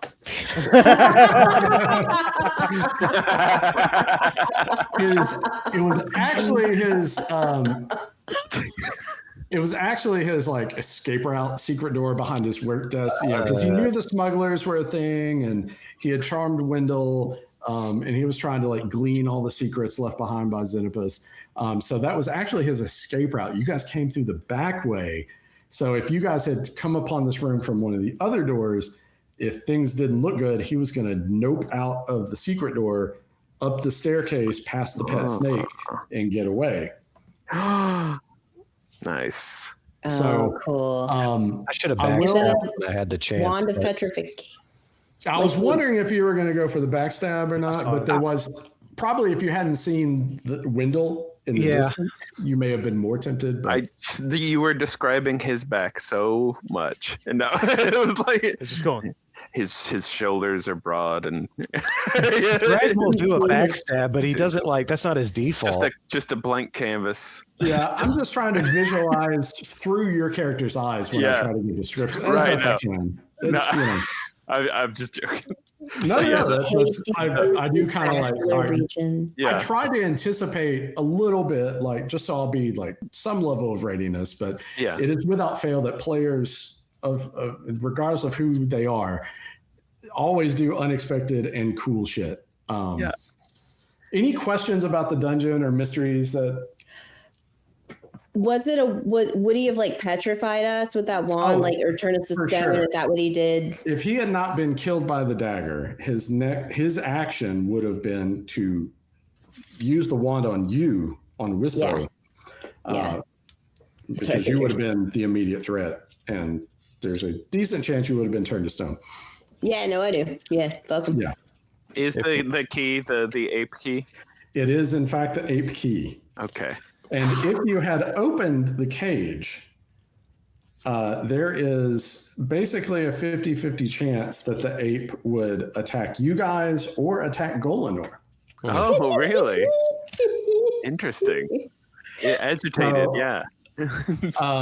I ran Lauren through this dungeon years ago, and her character actually... So I changed things up a little bit to compress. Yeah. So in the other adventure, you go up the spiral stairs. So she confronted the wizard and he escaped, went up to his tower. She followed with the rest of her party, confronted the wizard in the tower, in the cage. The ape's cage was in there because the ape has been going out at night and gathering supplies and stealing things for the wizard. A box of torches. So but when Lauren's party confronted the wizard in their tower, She opened the ape's cage, and the ape attacked the wizard and savaged the wizard and killed the wizard, and then leaped out the window and escaped into the town. And there were repercussions later with For that. other people. Yeah, for other people. We just lied. So yeah, there's a chance. The ape is an agent of chaos. I thought that was a fun thing to include. Yeah. Here. So you changed stuff around, so it's like I didn't know everything that was going to happen at all. And then if there's something I remembered, I did not take any lead on decision making in that. What about the goblins? So the goblins were also hired by Golinor to patrol the dungeon. They had a little enclave in that room, and so they were being paid off by Golinor to basically be a force against the smugglers. The smugglers wanted to use this as a base to smuggle in and out of the port. The goblins were supposed to keep the smugglers at bay and also patrol the dungeon. It was a random encounter that you could have encountered some goblins just walking through the dungeon and would have confronted you and asked what you were doing and that kind of thing. But they have a small tribe of goblins here residing in the dungeon.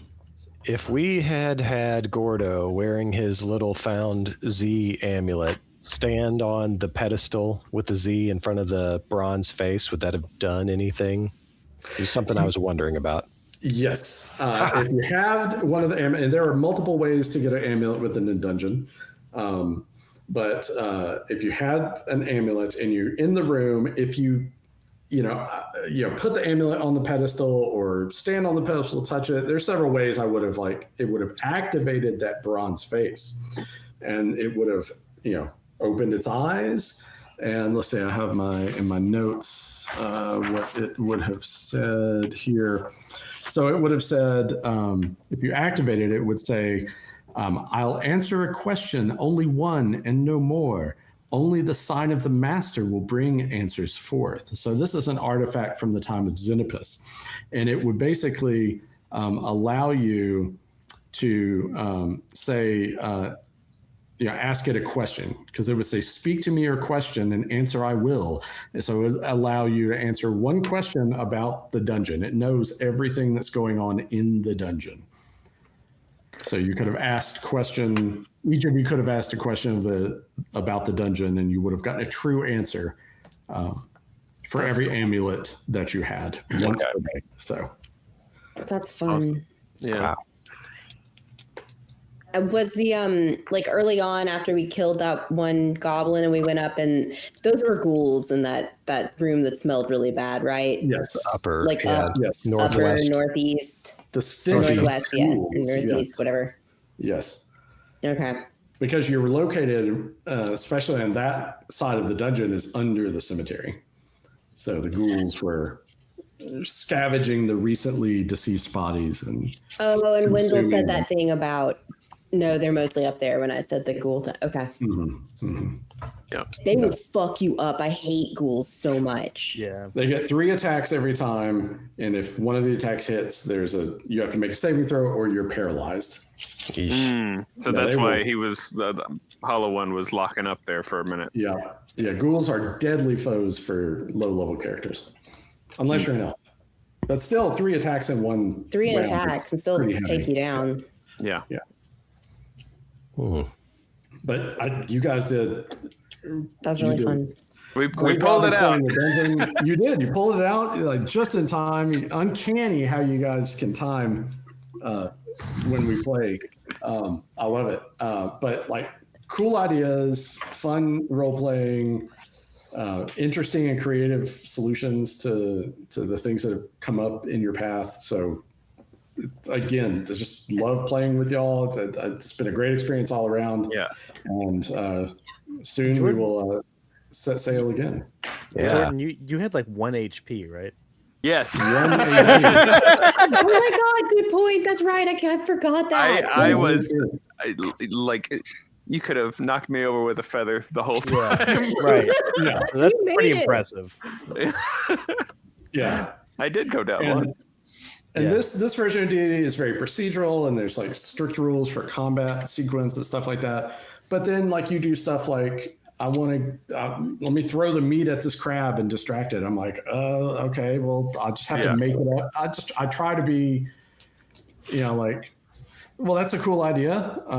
That makes sense. I think there's any reasonable chance it's going to work. I'm going to try to give it to you. Rule of cool approach. And the same thing with the herbs and the meat and the snake. I'm like, yeah, there's no great reason why that wouldn't work. And that's a fucking cool idea. It's fun. Yeah. And I love it. So now he's a convert. That's right. He's the only thing you converted is a snake. Yeah. You got a snake. You got a pet snake. You got a familiar, Chad.